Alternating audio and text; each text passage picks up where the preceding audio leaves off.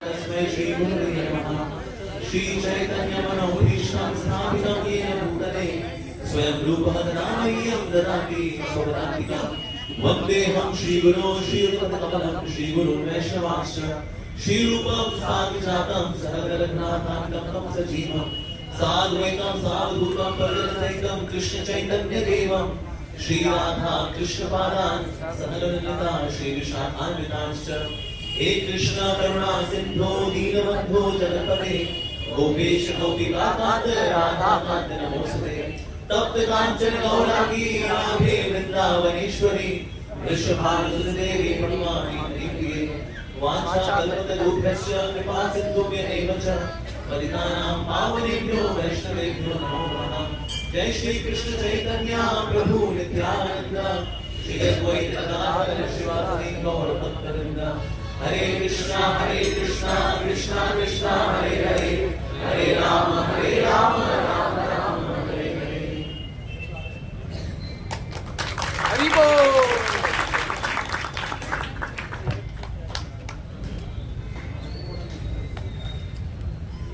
भगवान की जय। हरे कृष्णा। तो आज विषय देने वाले वो है भक्ति योग की महिमा। एक्चुअली स्पिरिचुअलिटी की बात आती है ना, तो आज देखो कई लोग बात कर रहे हैं स्पिरिचुअलिटी। तो स्पिरिचुअलिटी में करना क्या है ये किसी को नहीं पता। तो spirituality is very generic term है। और जेनेरिक में अंदर क्या है कुछ नहीं पता। जैसे एक बार एक बाप था बेटा था, दोनों प्रार्थना कर रहे थे और दोनों गा रहे थे हे माँ हे माँ हे माँ हे माँ। तो पिताजी से पूछा आप किसी पूजा कर रहे हैं? मेरी माँ काली है, मैं तो उनकी पूजा कर रहा हूँ, तो मैं किसे पुकार रहा हूँ हे माँ। बच्चे से पूछा तुम? कहते मैं तो गा रहा हूँ हे माँ मालिनी। तो हेमा हेमा तो सभी कर रहे हैं, लेकिन हेमा हेमा में अंदर का तात्पर्य सबका अलग चल रहा है। तो हेमा मालिनी को पुकार रहा है, तो कोई हे माँ मतलब माता रानी को पुकार रहा है, पर लेकिन हे माँ कॉमन है। उस तरह से स्पिरिचुअलिटी बात है, स्पिरिचुअलिटी में करना क्या है ये तो पता नहीं। जैसे कई बार लोग कंफ्यूज रहते हैं स्पिरिचुअलिटी मतलब क्या है। कुछ लोग तो सुबह सुबह गाय का दूध पी लेते हैं और थोड़ा प्राणायाम कर लेते हैं और मानते हैं वेरी स्पिरिचुअल। वाह, क्या ऐसी स्पिरिचुअलिटी होती है सिर्फ प्राणायाम करने से? नहीं, ऐसा नहीं है। कुछ लोग मॉर्निंग वॉक पे निकल जाते हैं और मंदिर को बाहर से ऐसे करते जय हो, ये वेरी स्पिरिचुअल। कुछ लोग जो कुत्तों को पेडिग्री बिस्किट खिला देते हैं, वी आर वेरी स्पिरिचुअल। कई सारे ऐसे योगा भी है, डांस योगा है, डिस्को योगा है, और बोलते बड़े स्पिरिचुअल है। कुछ लोग जब पहाड़ों में जाकर चिल्लाते हैं बहुत स्पिरिचुअल है। तो स्पिरिचुअलिटी के नाम पे बहुत कुछ चलता है दुनिया संसार के अंदर, पर एक्चुअली हमें क्या करना है स्पिरिचुअल में, जो कि भगवान श्री कृष्ण रेकमेंड कर रहे हैं, हमें वो करना है। तो भगवान श्री कृष्ण मतलब क्या रेकमेंड कर रहे हैं? भगवान श्री कृष्ण रेकमेंड कर रहे हैं भक्ति योग। जब पूरी अगर भगवद गीता को देखिए ना, पहले के 6 अध्याय, आखिरी के 6 अध्याय, बीच के 6 अध्याय। शुरू के 6 अध्याय कर्म योग पे ध्यान देते हैं, आखिरी के ज्ञान योग पे, बीच में भक्ति योग। तो बीच में ना क्यों भक्ति योग? जैसे किसी माँ को बोले अपने बच्चों के साथ फोटो ले जा दो आप, तो माँ के 2 बच्चे हैं, बंटी बबली। बंटी ऐसे बबली जरा बेटा फोटो ऐसे खींचेगी ना, ऐसे बंटी बबली को यहाँ रख देंगे, ये बंटी बबली को यहाँ रख देंगे। नहीं, एक जगह बंटी, एक जगह बबली, बीच में मम्मी, फोटो। इस तरह से भगवद गीता में एक तरफ एक बच्चा कर्मयोग, एक तरफ ज्ञान योग, बीच में मम्मी। मम्मी कौन? भक्ति योग। तो मम्मी बीच में क्यों है? मम्मी बीच में क्यों रहती है? ताकि इसको भी प्यार करूं, इसको भी प्यार करूं, इसको भी खाने खिलाऊं, इसको भी खाने खिलाऊं, इसको भी आशीर्वाद दूं, इसको भी आशीर्वाद दूं। उसी प्रकार से भक्ति योग बीच में है ना, तो कर्म योग, ज्ञान योग, इन सबको आशीर्वाद देने के लिए, इसको भी आशीर्वाद, इसको भी आशीर्वाद, इसको भी शक्ति, इसको भी शक्ति। और बीच में कौन? मम्मी। मम्मी बोले तो ऐसा। तो इसीलिए भगवद गीता का जो मेन विषय भी है वो भक्ति ही है। ऐसी किसी बुक का मेन विषय क्या कैसे बदलता है? शुरू में क्या है, आखिर में क्या है, और बीच में क्या चीज रिपीट की जा रही है बार बार, उससे बदलता है कि ओके ये इस बुक की मेन थीम है। ठीक है जी। तो हम भगवद गीता की शुरुआत में देखते हैं, जहां पर कि अर्जुन भगवान श्री कृष्ण कह रहे हैं शिष्यस्तेहं शादीमाम त्वां प्रपन्नम, मैं आपके शरणागत हूं। शरणागति किसमें आती है? भक्ति में, कि मैं आपके शरणागत हूँ, गुरु हूँ, कृष्ण हूँ, मैं आपके शरणागत हूँ। शिष्यस्ते हम शादीमां त्वां प्रपन्नम, कृपा करके मेरे को शिष्य रूप में स्वीकार करें और मुझको ज्ञान दें। ऐसा क्यों किया अर्जुन ने? अगर दोस्ती यारी रहती तो फिर हो सकता है दोस्ती यारी में हम बोलते हैं ज्ञान को इतना सीरियस नहीं लेते, तो दोस्त है मेरा बोलता है, क्यों ये लेके चलते आ रहे, मैं तो जीजा जी हूँ, कृष्ण मेरे सारे जी हैं, इनकी बहन है सुभद्रा, उससे मेरा विवाह हुआ है, तो मैं जीजू। और ये साले साहब, तो जीजू ने सवाल पूछा, तो साले साहब सवाल ये है, और कृष्ण बोलते हैं हाँ जीजू। तो फिर ये कॉन्वर्सेशन सीरियस हो पाती? हाय। तो अर्जुन ने अपने आपको प्रेजेंट किया एज अ शिष्य, as a disciple, as a student. तो यानी अगर आपको भक्ति में आगे बढ़ना हो तो शरणागति से शुरुआत होती है। पर शरणागति किसका पार्ट है? भक्ति का। तो शुरू में क्या है? भक्ति। अच्छा, आखिरी में अगर आप जाएं भगवद्गीता में, एक्चुअली भगवद्गीता का आखिरी श्लोक है 18वें अध्याय का 66वां श्लोक। इसके बाद जो श्लोक आते हैं वो तो है कि ओके आपको फल क्या प्राप्त होगा, अगर आप भगवद्गीता सुनते हैं तो बड़ा उसका फल क्या प्राप्त होगा, वो आज उसके बाद के एक और श्लोक है। लेकिन एक्चुअली 66वां श्लोक आखिरी श्लोक है। तो इसीलिए सर्वधर्मान परित्यज्य माम एकम शरणम व्रज अहम त्वां सर्व पापेभ्यो मोक्षयिष्यामि मा शुचः। डरो मत, मैं तुमको सब प्रकार के पापों से मुक्त कर दूंगा, इकलौती मेरी शरण में आ जाओ। ये शरण में आने किसमें कौन से में काउंट होता है? भक्ति योग, सिंपल। सो माम एकम, माम द्वैकम भी नहीं, माम त्रैकम भी नहीं, माम एकम शरणम व्रज। व्रज का ऐसा मतलब क्या होता है? व्रज कौन सा स्थान है? वृंदावन धाम। इन अभी कृष्ण बोल रहे हैं मेरे वृंदावन धाम, तो उस भाव से मेरी शरणागति में हो। तो ये भगवान कृष्ण का ये मूल भाव है। सो अहम त्वं सर्व पापेभ्यो, थोड़े से पापेभ्यो नहीं, सर्व पापेभ्यो। मतलब इसका मतलब भगवान श्री कृष्ण बोल रहे हैं मैं तेरी एस्ट्रोलॉजी तक चेंज कर दूंगा। कर्मों के फल चेंज करने मतलब क्या है? आपकी रेखाएं, हेलो जी, यानी कि भक्ति से तो आपके कर्म नष्ट होते, यानी कि ये लकीरें तो होंगी लेकिन लकीरों के पीछे जो कर्म है वो नहीं होंगे। आपने किस किसने जली हुई रस्सी देखी है? जली हुई रस्सी में अगर आप उंगली मारो क्या होता है? ये तो बलूदा है सारा, ये तो सारा राख होगी। लेकिन कॉइल नजर आती कि नहीं आती? कॉइल नजर आती है, लेकिन उंगली अगर डालो तो फिर अरे अंदर रस्सी वाला कुछ बचा ही नहीं होता है ना।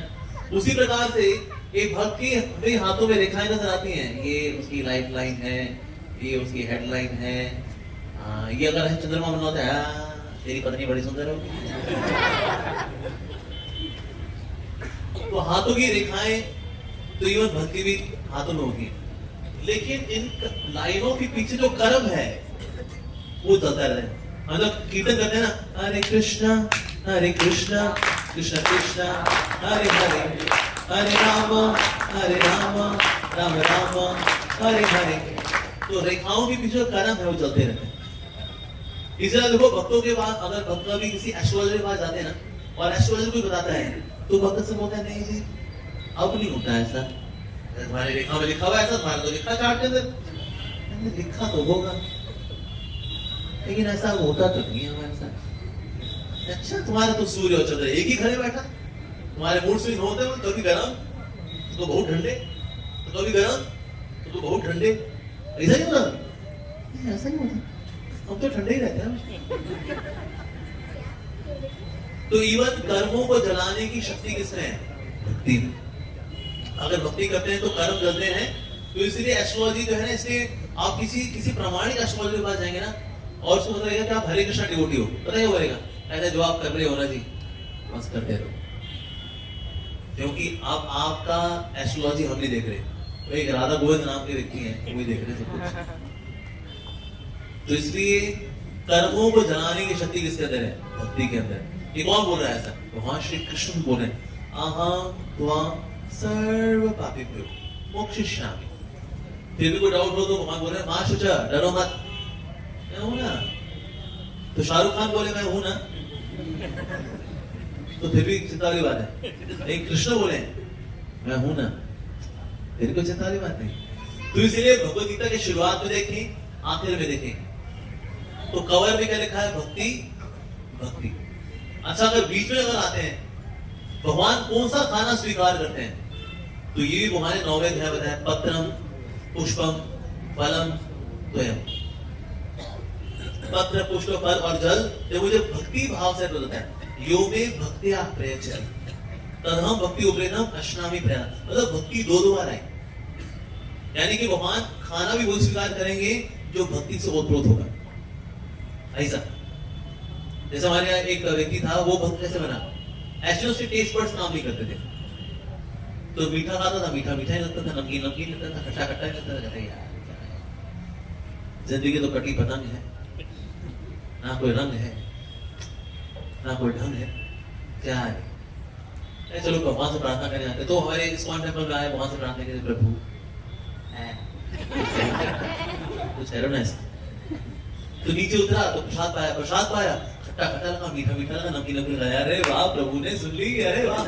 तुरंत भागा डोमिनोज पिज्जा, अरे भाई पिज्जा दे दे भाई फटाफट, कोक ऑन द रॉक्स। पर पिज्जा खाया, ना नमकीन नमकीन लगा, ना खट्टा खट्टा, ना मीठा मीठा। कहता प्रभु सुनी थी और फिर वापस ले ली। फिर आया एक दिन मंदिर, कहता प्रभु करो ना। तो फिर जो नीचे उतरा तो प्रसाद पाया, प्रसाद पाया, अरे वाह खट्टा खट्टा लगा, मीठा मीठा लगा, नमकीन नमकीन लगा, अरे वाह वेरी गुड। फिर भागा पिज्जा हट, भागा पिज्जा हट गया, वहां जाओ जो फिर ऑर्डर किया, फिर ना नमकीन नमकीन लगा, खट्टा खट्टा, नमकीन। अरे चक्कर क्या यार, भगवान सुनते हैं फिर अनसुनी कर देते हैं, फिर सुनते हैं फिर अनसुनी कर देते हैं, क्या है प्रभु। लेकिन उसने गौर किया कि ना मैं जब मंदिर में कुछ पाता हूँ तो स्वाद आता है, लेकिन जब मैं बाहरी पिज्जा हट और ये डोमिनोज में खाता हूँ तो मेरे को स्वाद नहीं आता। ऐसा क्यों?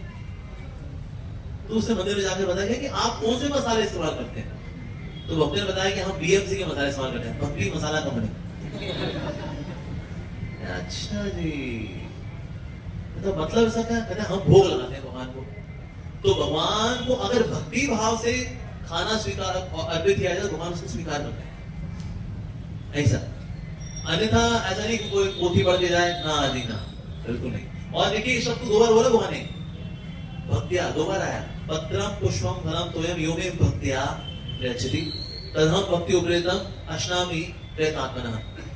तो मैं इसको स्वीकार करता हूं, अगर कोई भक्ति भाव से इसको अर्पित करे तो भक्त्या 2 बार आएगी। भक्ति इज सो वेरी इंपॉर्टेंट, भगवान स्वीकार करते तभी। तो भगवान के लिए ये जरूरी नहीं इतने आइटम आपने बनाए, भगवान के लिए जरूरी ये है कि जो आपने बनाया उस वक्त आपका भाव क्या था। अगर आप बना रहे हो लेकिन साथ में देवरानी जेठानी वाली चर्चा है, उसको तो कीड़े पड़े हैं, उसको तो आप ऐसे करके बनाओ और भगवान अगर तो भगवान प्रभु खा लो। कैसे बनाया तुमने, तो देवरानी जेठानी का कूड़ा करके भी ना दे सकते। तो इसीलिए हम किस भावना से बनाते हैं, भगवान भावना को देखते हैं। लेकिन खाना भगवान तो स्वीकार करेंगे तो भक्ति भाव होगा। अब वो इसको तो बोल सकता है, तो ठीक है कि जब ऑफर ही करके खाना है तो मटन चिकन भी बनाए थे, फिर और क्यों नहीं। प्रभु भक्ति भाव है, स्वीकार करें। तो ऐसा नहीं है, भगवान ने अपना मेन्यू दिया, पत्रम पुष्पम फलम त्वयम, ये बोला मटनम चिकनम सीख कबाबम रुमाली रोटिम बोला नहीं। तो इसीलिए भगवान ने अपना मेन्यू क्लियर कर रखा है। तो लेकिन हाँ, लेकिन अगर खाना भी भगवान स्वीकार करेंगे तो बिना भक्ति भाव के भगवान स्वीकार करने वाले नहीं। अच्छा, जितने भी योगी हैं इनमें सर्वश्रेष्ठ योगी बड़ा कौन, इनमें सर्वश्रेष्ठ योगी वो है जो कि भक्ति भाव में जीता है। अच्छा, कहां बोला जी ऐसा, तो छठे अध्याय का 47वां श्लोक, बड़ा फेमस श्लोक है। योगी नाम अपि सर्वेषां मद्गतेरन्तरात्मना श्रद्धावान भजते यो मां यो मे तमे युक्त तमोमतः। तो इसीलिए अगर ऐसा व्यक्ति जो कि सारे योगी में सर्वश्रेष्ठ योगी वो है जो कि क्या करता है, भजते यो मां।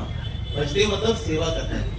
ज्ञानी सेवा करता है भगवान की नहीं, वो तो किताब पढ़ता है तो सेवा नहीं करता। अच्छा, कर्मयोगी सेवा करता है नहीं, कर्मयोगी बाहर काम करता है, कर्मों के बाद भगवान को अर्पित करता है। प्रभु ये आपके लिए 5000 रुपए डोनेशन। तो कर्मयोगी भी भक्ति नहीं करता, मतलब सेवा नहीं करता भगवान की, सिर्फ कर्मों के फल अर्पित करता है भगवान को। अच्छा, अष्टांग योगी आसन लगाता है, सब नीचे पांव ऊपर, शीर्षासन, ये आसन, वो आसन, प्राणायाम।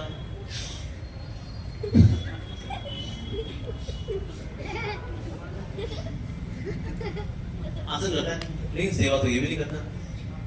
भजते कौन करता है? भजते सिर्फ भक्ति योगी ही करता है, भगवान की सेवा करता है। तो इसीलिए बाकी जितने भी योगी हो तैयारी करते हैं सेवा करने की, लेकिन बाकी सेवा कोई नहीं करता। नहीं, सेवा तो सिर्फ भक्त करता है। तो इससे भगवान बोल रहे हैं जो मेरी सेवा करता है वो सर्वश्रेष्ठ योगी है। बाकी लोग अपनी दुनिया में गुम है। तो जैसे ये होता है भगवद गीता में क्या दिया है जी, कर्म करो, कर्म करो, बस कर्म करो, कर्म करो, थोड़ी शर्म करो। कोई किताब खोली तुमने? Never ever. भगवान ने पूरी भगवद गीता में एक भी ऐसा श्लोक नहीं जहां भगवान बोले बस तुम कर्म करो। कर्म तो लोग ऐसे ही कर रहे हैं, कर्म बंधन नहीं आता उससे। कर्म बंधन से कैसे मुक्ति मिलेगी? भक्ति से। तो जो भगवान कृष्ण ने कहीं नहीं बोला, ये जो गीता सार होता है ना, कर्म करो, जो हो रहा है अच्छा हो रहा है, जो होगा अच्छा होगा, क्या लेके आए थे क्या लेके जाओगे, ये श्लोक ढूंढ के दिखा दो आप, है ही नहीं। सो गीता सार में उसका सार ही खत्म। वाह। तो इसीलिए भगवान जो बता रहे हैं कि जो भक्ति है it's the top most yoga, क्योंकि इसमें जो व्यक्ति है भगवान की सेवा करता है। एक्चुअल सीक्वेंस यही है, कर्म योग से ज्ञान योग से अष्टांग योग से भक्ति योग, सीक्वेंस भी यही है। शुरुआत से होती कर्म योग से। जैसे कई लोग ना मन नहीं करता भगवान भक्ति भक्ति दूर रखो जी, डोनेशन बताइए कितनी देते हैं आपको? ए रामू एक चेकबुक लेके आ जरा। हाँ जी, ये लो जी, ये 11,000 रुपया सेठ पन्ना लाल।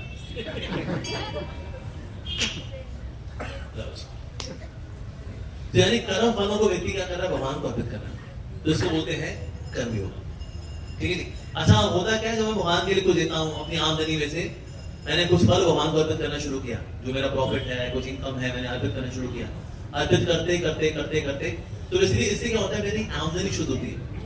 क्योंकि धन शुद्ध होता है दान से, शरीर शुद्ध होता है स्नान से, मन शुद्ध होता है हरि के नाम से, बुद्धि शुद्ध होती है दिव्य ज्ञान से। लेकिन पैसा कैसे शुद्ध होगा? दान से। तुमने दान किया, अब उससे क्या होता है, आपका जो धन है वो शुद्ध होता है। आपका धन शुद्ध हुआ, इसी धन से आपने अन्न खरीदा, उससे आपने पिज्जा, पास्ता, पराठे, कुलचे बनाए। अब ये वहां को आपने गोला कर पाया। अब ये अन्न भी आपको शुद्ध है, तो इससे अब अन्न जब शुद्ध अन्न जाएगा तो उसके आपका अस्तित्व शुद्ध होगा। अस्तित्व शुद्ध होगा तो बुद्धि शुद्ध होगी। जब बुद्धि शुद्ध होगी तो अब आप आओगे, अगला योग कौन सा है? ज्ञान योग। अब थोड़ी गीता भी समझ में आएगी। पहले तो समझ में नहीं आती क्या है, पता नहीं क्या चल रहा है। एक बंदा बोल रहा है भाई तो मेरे को नहीं लड़ना है, दूसरा बोला भाई तो लड़ ले, मैं नहीं लड़ना है भाई तो लड़ ले। फाइनली फिर अर्जुन ने बोला है आप पाओ खाओ लड़ो। गीता तो यही है, समझ में नहीं आती। यहाँ कुछ लोग बोलते रहते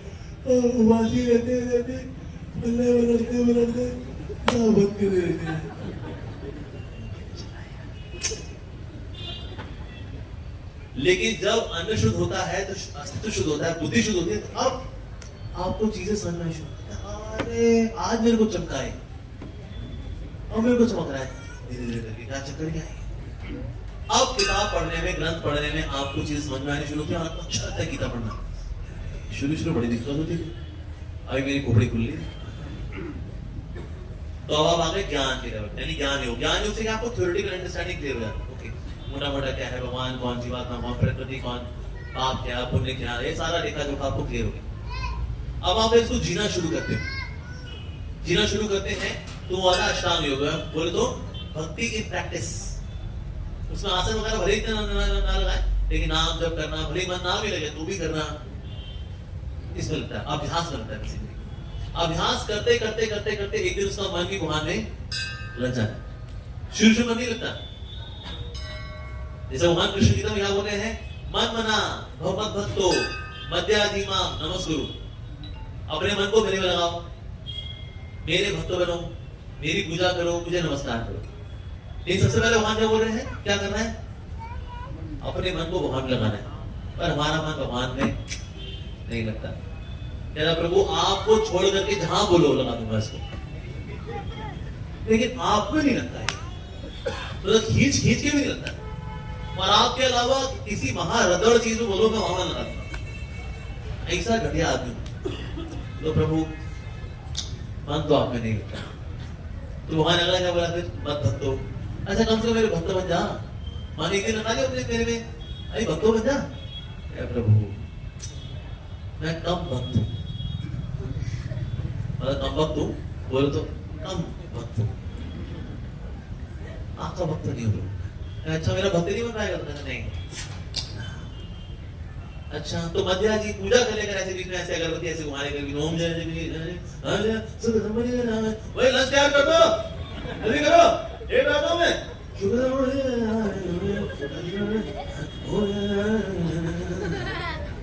ऐसे ऐसे बत्ती घुमाने में डाले। तो पूजा कर लेंगे मध्या जी, मेरी पूजा कर लेंगे। प्रभु मेरी पूजा तो भोपाल में रहती है,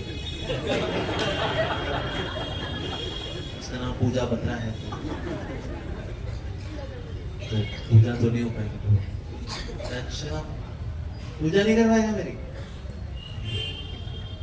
अच्छा तो नमस्कुरु ऐसे भी मिलेगा, ऐसे प्रणाम कर देगा, जय हो हाथी घोड़ा बाल की जय कन्हैया लाल की, इतना करेगा, नमस्कुरु करेगा, कर ले, इतना तो कर ले। तो जो व्यक्ति भगवान को एक बार नमस्कुरु करेगा, एक दिन ये भगवान की मध्या जी यानी पूजा भी करेगा, और जो पूजा करेगा एक दिन ये भक्त बन जाएगा, और जो भक्त बन जाएगा एक दिन उसका मन भगवान में लग जाएगा। यस, लेकिन सबसे ज्यादा जरूरी क्या है, अपने मन को भगवान में लगाना। लेकिन नहीं भी लग पाए तो भक्त तो बने, भक्त नहीं बना पाए कम से पूजा तो कर ले, पूजा नहीं कर पाए कम से प्रणाम ही कर ले भगवान को, इतना तो करे। तो कुछ ना कुछ हल्के फुल्के से हमको शुरुआत करनी चाहिए। जब ये करेंगे, अरे बहुत बढ़िया, वेरी नाइस। देखिए भगवत गीता जो है, भगवत गीता में जो बीच के 4 श्लोक, चतुर्श्लोकी गीता, चतुर्श्लोकी गीता का सार भी भक्ति ही है। भगवान श्री कृष्ण क्या बता रहे उसके अंदर, अहम सर्वस्य प्रभो मत्ता सर्वं प्रवर्तते, मैं ही सबका मालिक हूं, सब मेरी अध्यक्षता में चलता है। अच्छा तो तुझे क्या करना है फिर, तुम्हारे बता मच्चित्ता प्राणा बोधयंत परस्परम कथंतश्च माम नित्यम तुष्यन्ति च रमन्ति च। तो मच्चित्ता, अपने चित्त को मेरे में लगा। प्रभु आपने चित्त नहीं लगा मेरा, इसका मतलब क्या है वैसे मच्चित्ता? तुम्हारे कृष्ण बोल रहे हैं मदगत प्राणा, यानी अपने प्राणों को मेरे में निछावर। अरे इतना कैसे हो पाएगा, ये तो बहुत डिमांडिंग है, इतना कैसे हो। सो मच्चित्ता मदगत प्राणा बोधयंता परस्परम, अगर आपस में तू एक दूसरे को बोध कराओगे ना, आपस में मेरे बारे में, तो बोध कराओगे ना, तो इससे हो जाएगा। बोध कराओ जिसको मेरे बारे में रिमाइंड कराओ, एक दूसरे रिमाइंड कराना चाहिए, हरे कृष्णा, हे हरि बोल, आज तुमने गीता पढ़ी, तुमने हरे कृष्णा किया, रिमाइंड कराना चाहिए एक दूसरे को। बोधयंता परस्पर, बोध कराना है मेरे को। अच्छा क्या बोध कराना है? कथंतश्च माम, मेरे बारे में कथा करोगे ना, उससे हो जाएगा। अच्छा कितना करना होगा? नित्यम, हमेशा, नित्यम, ऐसा। यस, तो इसे हरि कथा हमें सुननी चाहिए। कितना सुनना चाहिए, कितना पढ़ना चाहिए भगवान की कथा को, जब तक आप बेहोश ना हो जाओ। फिर आप जो होश में आओ, फिर क्या करना चाहिए? जैसे कथा पढ़नी चाहिए, सुननी चाहिए। कब तक? जब तक बेहोश ना हो जाओ। फिर होश में आओ, फिर क्या करना है? हाँ, इतना, इससे बड़ा मेरे को क्या मिलेगा? भगवान कहते हैं तुष्यन्ति च रमन्ति च, यानी तुम्हें संतोष का अनुभव होगा और साथ ही आनंद का अनुभव होगा। तुष्यन्ति च रमन्ति च, किस किसको चाहिए संतोष और आनंद जीवन में? हाँ तो फोकट नहीं बता, कुछ करना पड़ता है। क्या करना पड़ेगा उसके लिए? बोधयंता परस्परम कथंतश्च माम नित्यम, तो फिर तुष्यन्ति च रमन्ति च, आपको अति संतोष का अनुभव होगा और बहुत आनंद का अनुभव होगा।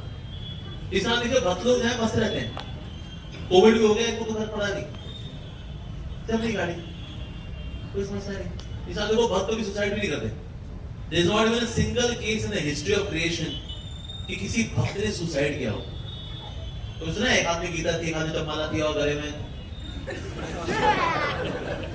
है, एक ऐसा सिंगल एग्जांपल है? नहीं है, बिल्कुल नहीं है। तो भक्त लोग ये उतार आते हैं, खांसी ये वो धोखेबाजी, किसने उसका पैसा लेके भाग गया, ठीक है, बेटी रोड के वापस मायके आ गई, भक्ति जीवन में रहता है बाबा। लेकिन भक्त लोग कभी सुसाइड नहीं करते जो वाकई भक्त है। तो इसीलिए तुष्यन्ति च रमन्ति च, और साथ ही अगले श्लोक में भगवान बोल रहे हैं सततम कीर्तयन्तो माम ये जना पर्युपासते। तो जो सतत रूप से भक्ति करता है वास्तव में वो सर्वश्रेष्ठ भक्त है। और मैं उसको बुद्धि देता हूं, ददामि बुद्धि योगम तम, मैं उसको बुद्धि दूंगा कि वो तक आ सके ऐसा। तो इसलिए जो भगवान की भक्ति करेगा वो भगवान को प्रभु के नजदीक आएगा। एक व्यक्ति ने पूछा प्रभुपाद जी से, स्वामी जी आप कह रहे 16 माला हरे कृष्ण करो, 16 माला करो, 16 माला करो, कहां लिखा है भगवद गीता के अंदर 16 माला हरे कृष्ण करो? प्रभुपाद जी ने बोला भगवान ने तो गीता में लिखा है सततम कीर्तयन्तो माम, 24 घंटा करो। मैं तो तुमको 2 घंटे के लिए बोल रहा हूँ, तो किस क्या करना तुमको, सततम कीर्तयन्तो या 2 घंटा? अरे 2 घंटा अच्छा है। हाँ, तो यहाँ तो डिस्काउंट मिल रहा है भाई। तो इसीलिए अगर वो चतुश्लोकी भगवद गीता को देखे तो उसके अंदर ही भगवान क्या हाईलाइट कर रहे हैं, भक्ति को ही हाईलाइट कर रहे हैं। ये चतुश्लोकी गीता ये इसको एक्सपैंड किया तो सारा 700 श्लोक वाली गीता बनती है। लेकिन वास्तव में देखा जाए तो सार क्या है पूरी भगवद गीता का, भक्ति योगी है। इवन अगर कोई व्यक्ति मुक्त बन जाता है, कोई मुक्त हो जाए, मोक्ष मिल जाए उसको, तो मोक्ष मिलने के बाद क्या करना है? मोक्ष मिलने के बाद ही भक्ति करनी होती है। अच्छा कहां दिया है? Chapter 18 verse 54। तो यहां बताया जा रहा है कि ब्रह्म भूत प्रसन्न आत्मा, जो व्यक्ति जो है ब्रह्म को प्राप्त कर गया है, प्रसन्न आत्मा,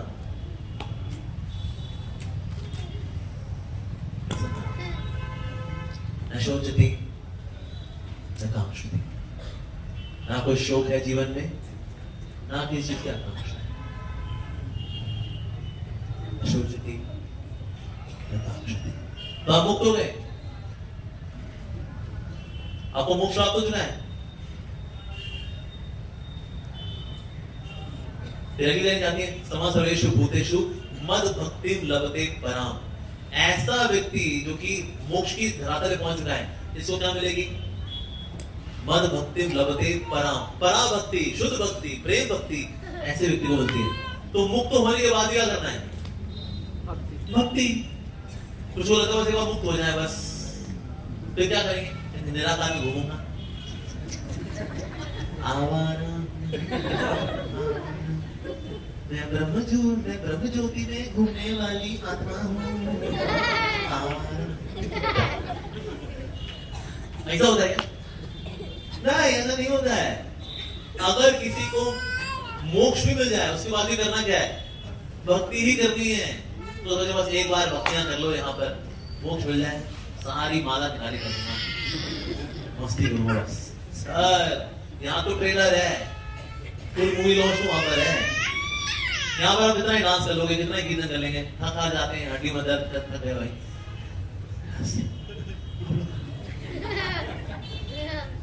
क्योंकि शरीर इस लायक ही नहीं है। घुटनों में दर्द, यहाँ दर्द, ये पीठ में दर्द, मन में चिंताएं, कितना ही कर पाते हैं यहाँ पर, राइट? लेकिन वहां दिव्य धाम में वहां तो हमेशा यही चल रहा है बस। तो इसीलिए कोई सोचे मोक्ष मिल जाएगा, ना जी ना। भक्ति प्राप्त करके मोक्ष नहीं मिलता। भक्ति प्राप्त करके मोक्ष मिलता है हालांकि, लेकिन वो लक्ष्य नहीं है उसका। भक्ति से आपको भक्ति ही मिलती है, मोक्ष तो साथ में फोकट मिलता है। ऐसा जैसे कि अगर है प्लाज्मा टीवी खरीदिए, डीवीडी प्लेयर फ्री पाइए, तो डीवीडी प्लेयर खरीदोगे क्या? है जी? अगर बोला जाए प्लाज्मा टीवी खरीदिए, डीवीडी प्लेयर फ्री पाइए, तो फिर डीवीडी प्लेयर खरीदेंगे हम? नहीं, फोकट का साथ में बस प्लाज्मा टीवी खरीदने के बाद और क्या। तो भक्ति है प्लाज्मा टीवी, मोक्ष या मुक्ति वो क्या है? DVD player. तो मोक्ष खरीदेंगे क्या? भक्ति वो तो फ्री में, वो तो फ्री में। बल्कि मुक्ति तो भक्त के दरवाजे पे खड़ी होती है, और आप खरीदे हरे कृष्णा, मैं मुक्ति सेवा कर लो थोड़ी आपकी। तो वक्त बोलते हैं एक्चुअली क्या है, मैं थोड़ा बिजी चल रहा हूं। हरे राम हरे कृष्णा, मुक्ति मेरे को थोड़ा सेवा में लगा लो ना। मैं थोड़ा जपा कर लूं ना, मैं मिलता हूँ थोड़ी देर में। तो वो थोड़ा सेल्फी खिंचानी थी थोड़ा। भक्त मुक्ति को थोड़ा वेट कराता है, मुक्ति उसकी सेवा करने के लिए पड़ी हुई है। तो इसलिए भक्त मुक्ति की इच्छा नहीं करता तो उसको मुक्ति नहीं मिलती क्या? अरे मुक्ति तो फोकट ही मिलनी है, मिलनी ही मिलनी है, फॉर श्योर मिलनी है। मोक्ष तो मिलता है भक्त को, लेकिन मोक्ष के बाद जो करना है वो भी मिलता है भक्त को। इसलिए जीवन का लक्ष्य संसार से मुक्ति नहीं है, जीवन का लक्ष्य भगवान से प्रेम बढ़ाना है। तो जिसका भगवान से प्रेम होगा संसार में रहेगा क्या? रहेगा संसार में? ना जी ना। तो ऋषिकेश हरिद्वार में कई लोग हैं जहां लगा रहे हैं गुफाओं के अंदर, एक दिन मोक्ष मिलेगा, एक दिन मोक्ष मिलेगा। ओले ओले सर भक्ति करो, वो फोकट में जाएगा तुमको। ऐसे जन्म मृत्यु के चक्कर से तो व्यक्ति वैसे ही निकल रहा है भक्ति करके। तो समझदार व्यक्ति कभी मुक्ति की आकांक्षा नहीं करता, मोक्ष की इच्छा नहीं करता। समझदार व्यक्ति क्या करता है? वो सेवा की आकांक्षा करता है कि प्रभु अगर आपकी सेवा के लिए मुझको यहाँ पर सैकड़ों जन्म भी रहना पड़े, अब ओके, मुझे कोई दिक्कत नहीं। बस आपकी सेवा से अलग नहीं। अगर मुक्ति होकर के आपकी सेवा छिन जाएगी, मुझे नहीं चाहिए मुक्ति, मुक्ति माता जी आप कहीं और जाओ। तो इसे भक्त को मुक्ति की इच्छा नहीं होती, बस तो उसको मुक्ति मिलती, मुक्ति मिलती ही मिलती है उसको, बल्कि मुक्ति उसकी सेवा के लिए हमेशा आतुर है ऐसा। तो इसलिए डिवोटी जो है उसकी कोई चिंता करनी नहीं पाती, बल्कि उसकी डे टू डे लाइफ में अगर मेंटेनेंस भी है तो कैसे होती है। भगवान श्री कृष्ण बता रहे हैं जो अनन्य भाव से मेरी भक्ति करना है, अनन्य चिंतन तो मां विजना परिउपासते, अगर तो अनन्य भाव से मेरी भक्ति करता है तो फिर योगक्षेम महामेहम्, मैं उसके जीवन में जो कमी है पूरी करना हूं। जैसे भक्त था अर्जुन आचार्य, और इसे गीता में श्लोक पढ़ा कि भगवान जो है योगक्षेम महामेहम्, जो अनन्य रूप से भगवान का चिंतन करता है उसमें जो जीवन में जो कमी होती है भगवान दूर करते हैं और जो है उसकी रक्षा करते हैं। उसको लगता बाद में किसी ने ऐड कर दिया, मैं तो इतना गरीब हूं, क्या दिया प्रभु ने? तो उसने कहा कि पेन लिया, पेन से ना श्लोक काट दिया उसने, काट दिया। आज जब काट दिया तो वाइफ से बोले मैंने थोड़ा स्नान करके आता हूं।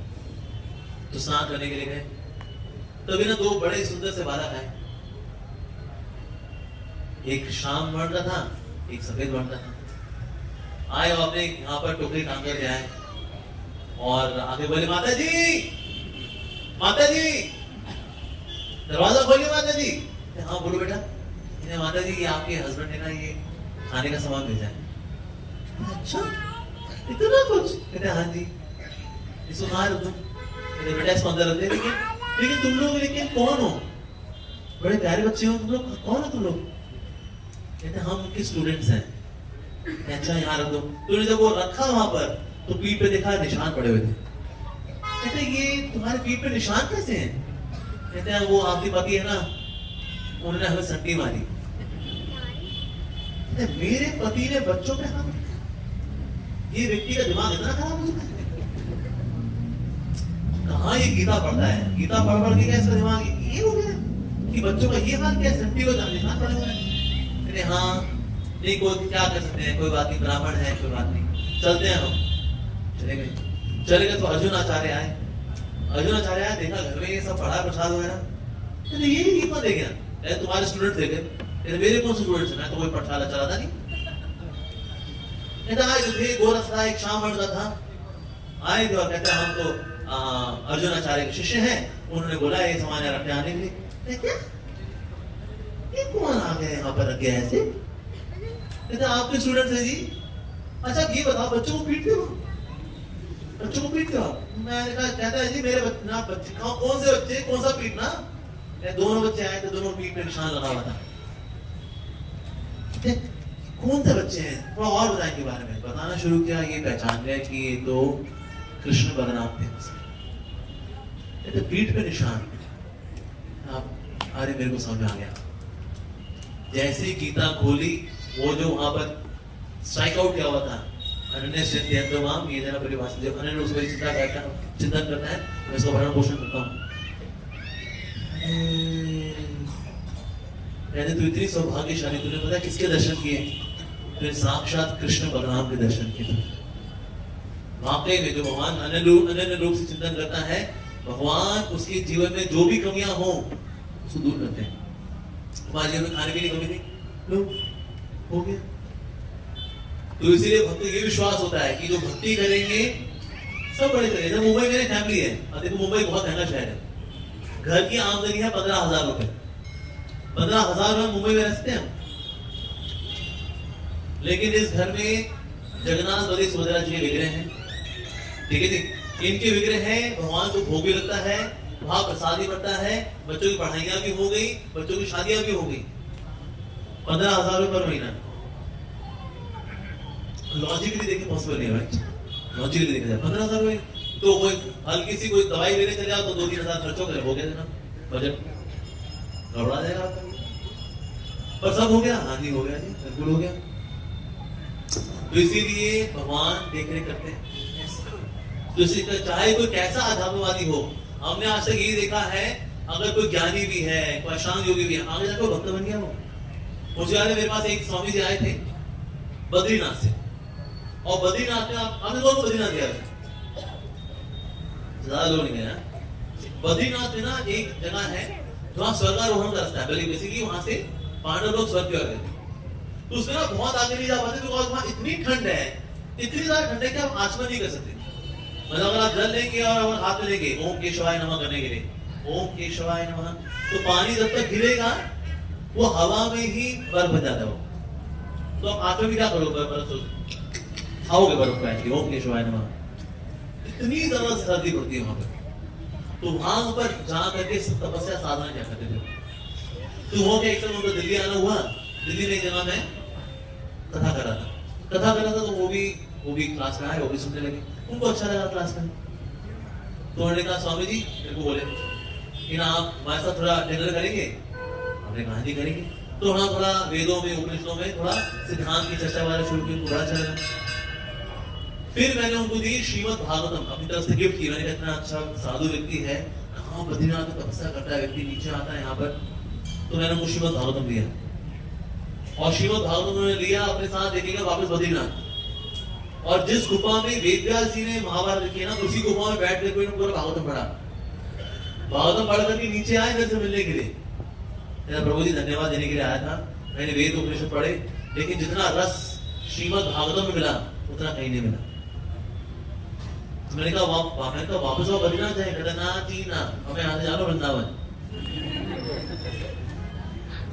सोचिए ऐसा व्यक्ति जो बद्रीनाथ में इतनी तपस्या करता है, ठंड में बर्फीले चट्टानों के अंदर, वो सब छोड़ छाड़ के आ गया क्या करने के लिए, भक्ति करने के लिए।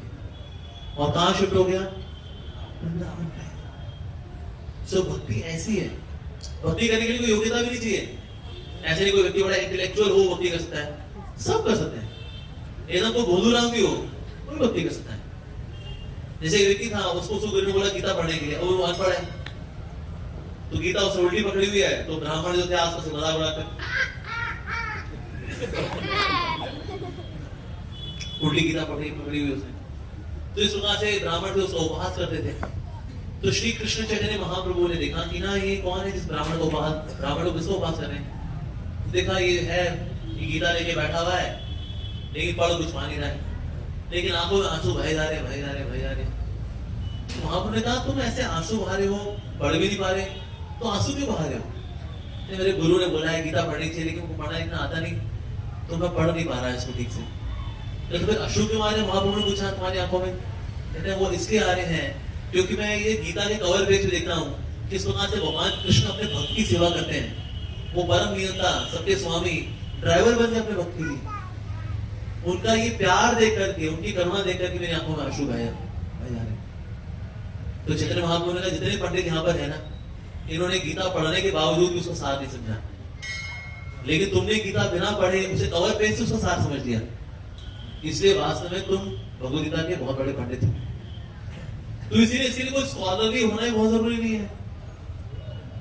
जैसे कि अब देखिए ज्ञान योगी होते हैं, ज्ञान योगी को संस्कृत आनी चाहिए। हमको आती संस्कृत? कभी नहीं। पढ़ा पढ़ा पठानी, संस्कृत कभी ना आनी, आनी तो भूल जानी, मास्टर से डंडे खानी। कहाँ संस्कृत आते हैं हम लोगों को भाई? बिल्कुल नहीं। पर क्या भक्ति हो रही है नहीं हो रही? हो रही है। तो बिना संस्कृत जाने हुए, बिना बहुत प्रमाण पंडित बने हुए भी आप भक्ति कर सकते हो? कर सकते हैं। इवन माँ की कोख में बच्चा है, अगर माँ भक्ति कर रही है, भक्ति बच्चे की भक्ति अपने आप शुरू हो चुकी है। वाह, वेरी गुड। और भक्ति को सबसे खास क्या बनाता है? भगवान की कृपा। ज्ञान योग, अष्टांग योग, ये योग, वो योग के अंदर अपना खुद का प्रयास प्रबल है, लेकिन भक्ति योग के अंदर कृपा प्रबल है। जैसे आपने देखा ये बंदर का बच्चा क्या होता है? बंदरिया का बच्चा बंदर को पकड़े रखता है, बंदरिया कुछ नहीं करती है, पकड़े रहेगा उसको, छूट गया तो नीचे गिर जाएगा ये। लेकिन बिल्ली का बच्चा क्या होता है? बिल्ली अपने खुद मुंह में लेकर नहीं सकती उसको। तो बाकी योग है वो बंदरिया वाला केस है, यानी आपको उस योग को पकड़ के रखना पड़ेगा, छूट गए तो गए। लेकिन भक्ति योग है ये बिल्ली के बच्चे जैसा है, भगवान खुद उठा करके उसको उठा ले जाते हैं। तो इसलिए सर्वश्रेष्ठ योग कौन सा है? भक्ति योग। कई लोग बोलते हैं आपकी गीता के अंदर तो भक्ति भक्ति भक्ति भक्ति दी हुई है, सारे चैप्टर में भक्ति भक्ति भक्ति भक्ति से 12वां अध्याय है बस, उसमें बोली भक्ति भक्ति, बाकी जानी भक्ति भक्ति। पर अगर कोई भगवद गीता ध्यान से पढ़े, पूरी सारी भगवद गीता भक्ति भक्ति भक्ति भक्ति भक्ति भक्ति भक्ति भक्ति। इससे जो जिस चीज का कॉन्टेक्स्ट होगा उसको लेकर के समझाना, दैट मेक्स सेंस। जैसे मैं बोलूं ए चल घोड़ा दबा ले, घोड़ा कैसे दबाएं? अबे घोड़ा दबाना, घोड़ा मतलब बंदूक, राइट? नहीं तो घोड़ा कैसे दबाना? क्या दबाना? गला दबाना। तो किसी चीज का मतलब कब पता लगता है? उसका संदर्भ क्या है, इससे पता लगता है। जैसे मैं आपसे पूछूं प्रिंसिपल, प्रिंसिपल शब्द का मतलब बताइए, है जी? क्या मतलब होता है प्रिंसिपल का मतलब? प्रधानाचार्य नहीं, सिद्धांत नहीं, सिद्धांत नहीं, मुख्य। Okay, who is the principal associate here? यानी मुख्य कौन है? आपका सिद्धांत क्या है? So what are your principles? ये प्रिंसिपल है, प्रधानाचार्य प्रिंसिपल, ये प्रिंसिपल साहब आ गए। तो किसी शब्द का मीनिंग पता लगता है उसके संदर्भ से। उसी प्रकार से चाहे कर्मयोग हो, ज्ञान योग हो, इन शब्दों का मीनिंग कैसे पता लगेगा? इसके संदर्भ से। इसका संदर्भ क्या है? भक्ति। इसीलिए प्रभुपाद जी ने अपनी भगवद गीता के अंदर श्लोकों का अनुवाद भक्ति के अनुसार है, क्योंकि अल्टीमेटली क्या है? संदर्भ भक्ति ही है। इसलिए श्लोकों का अनुवाद किस तरह से हुआ?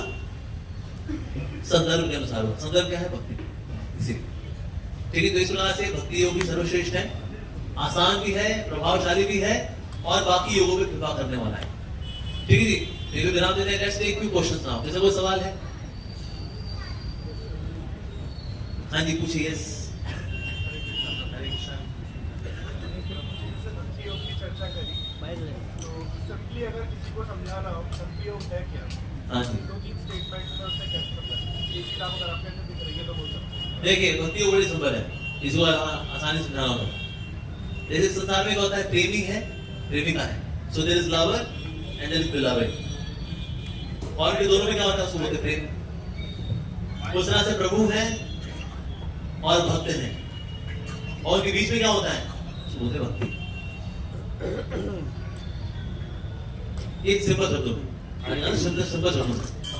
लेकिन वैसे भक्ति क्या है? श्रवणम, कीर्तनम, स्मरणम, वंदनम, अर्चनम, दास्यम, साख्यम, आत्मनिवेदनम, ये है भक्ति।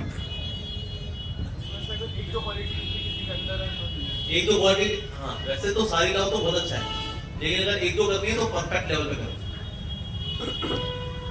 इसमें श्रवणम कीर्तनम तो करना ही है, इसके अलावा जो करना चाहो करो, और श्रवणम कीर्तनम तो मस्ट। श्रवणम मतलब हरि कथा सुना, जैसे अभी आप लोग क्या कर रहे हो? श्रवणम। ठीक है जी, प्रभु हरे कृष्ण। हाँ जी, हरे कृष्णा। यस, प्रभु इधर इधर का मतलब तो मेरे तो सब इधर ही है। प्रभु, द्वैतवाद और अद्वैतवाद में, जैसे अद्वैतवाद में फिर भक्ति नहीं हो सकती। इसमें अद्वैतवाद, हाँ अद्वैत में भक्ति नहीं होती, क्योंकि अद्वैत में मेरे को एक होना है ना। अगर मैं एक ही होना चाहता हूँ सेवा कैसे करूंगा? सेवा के लिए दो होने होंगे ना, एक जिसकी सेवा हो रही है, दूसरा जो सेवा कर रहा है। तो फिर अद्वैतवाद इतना कैसे हो गया, इतना फैल कैसे? इसमें जो क्रेडिट जाता है वो जाता है आदि शंकराचार्य जी। भाई जो शिव जी के अवतार आएंगे वो जो प्रचार करेंगे तो प्रचार कैसे करेगा नहीं दूसरी। लेकिन आदि शंकराचार्य जी का आने का पर्पस क्या था? बौद्ध धर्म को ही बताना फिर से, पर लेकिन उपनिषदों के साथ। जैसे बौद्ध धर्म में और अद्वैत में बहुत कोई अंतर नहीं है। बौद्ध धर्म का लक्ष्य क्या है? निर्वाण प्राप्त करना, राइट? यानी कि अपने आप को निर्वाण मतलब अपने एग्जिस्टेंस को डिसॉल्व कर देना, अपने अस्तित्व को भुला देना निर्वाण में। अच्छा, आदि शंकराचार्य का सिद्धांत क्या है? निराकार ब्रह्म में विलीन कर देना। तो आप देखो निर्वाण और ब्रह्म में विलीन होना एक ही है। ये शून्य में कर रहे हैं, ये ब्रह्म में कर रहे हैं, बस। लेकिन ये बिना उपनिषदों के हैं, आदि शंकराचार्य उपनिषदों के साथ, बस। तो इसीलिए जो आदि शंकराचार्य का सिद्धांत है वो बौद्ध सिद्धांत ही है, पर वैदिक शास्त्रों के आधार पर। तो इसमें बहुत जेनेरिक रूप से होता है, क्योंकि जब महात्मा बुद्ध आए थे तो उन्होंने देखा शास्त्रों में मिसयूज हो रहा है, लोग बलि देते जानवरों की ऑन द नेम ऑफ वैदिक सैक्रिफाइसेस। तो इसलिए इन सैक्रिफाइसेस को रोकने के लिए, ये जो पशु बलि है इसको रोकने के लिए उनको वेदों को किनारे करना पड़ा। कहते ये तो पोथियां हैं, किसी लेती क्या तुम्हें चलना पड़ा। अनुभव ही सब कुछ, एक्सपीरियंस इज एवरीथिंग। तो अब पूरे भारतवर्ष में बौद्ध धर्म छा गया, लेकिन शास्त्र तो वापस लेके आने, उसका मिसयूज रोकना था। मिसयूज रोकने के चक्कर में शास्त्र किनारे करने पड़ गए, तो शास्त्र वापस लेके आने, तो ये कौन करेगा फिर? आदि शंकराचार्य। आदि शंकराचार्य शास्त्र को वापस लेकर आए और प्रैक्टिकली बौद्ध धर्म को भारत की सीमाओं से बाहर कर दिया। इस को बौद्ध धर्म कहाँ मिलता है? तिब्बत, चाइना, बर्मा, श्रीलंका, यहाँ मिलता है आपको। तो भारत की बाउंड्री से बाहर कर दिया बौद्ध धर्म को। इतना प्रभावशाली प्रपंच आपका। ठीक है जी, शास्त्र तो वापस आ गए, वेरी गुड। लेकिन अब भक्ति भी तो बता दी लोगों को। फिर आए रामानुजाचार्य, मध्वाचार्य और आखिर में श्री कृष्ण चैतन्य महाप्रभु। ऐसा तो हम लोग पापी थे, तो ये लोग -1 -2, तो किससे लिखाना है? 0 पे लिखाना है लोगों को। उसके लिए महात्मा बुद्ध, बुद्धम शरणम गच्छामि, तो शून्यवाद। ये तो -1 से कहां गया? 0। 0 के बाद क्या कर जाता है? 1, अद्वैत, एवरीथिंग इज 1। जीव और ईश्वर 1, जीव और प्रकृति 1, प्रकृति और ईश्वर 1, 1, 1, अद्वैत 1। तो -1 से 0, 0 से 1। अब अगला जाएगा 1.5। वो है रामानुजाचार्य, कहते हैं हाँ हम लोग एक हैं, अद्वैत, पर विशिष्ट अद्वैत, यानी कि हम भगवान की विशेषताएं हैं और भगवान विशिष्ट है। तो ये हो गया 1.5। ठीक है, फिर आज मध्वाचार्य, तो 1.5 हो जाएगा 2, अद्वैत, एवरीथिंग इज 2। जीवात्मा भगवान 2, भगवान उनके अवतार 2, भगवान और प्रकृति 2, प्रकृति और प्रकृति 2, एक भौतिक प्रकृति, एक आध्यात्मिक प्रकृति 2, प्रकृति और जीवात्मा 2, द्वैत। अच्छा, तो ये है जर्नी -1 से 0। कौन? ठीक है जी। उसके बाद फिर 1 आदि शंकराचार्य, यस। उसका 1.5 रामानुजाचार्य, 2 मध्वाचार्य। उसके बाद चलो अब 2 तो हो गया, चलो अब इसमें रस आते हैं पूरे। श्री कृष्ण चैतन्य महाप्रभु, उन्हें रस आते सारे में हो गया, बल्ले बल्ले। ये है इनका पर्पस, ठीक है? ओके, पीछे साउथ पोल।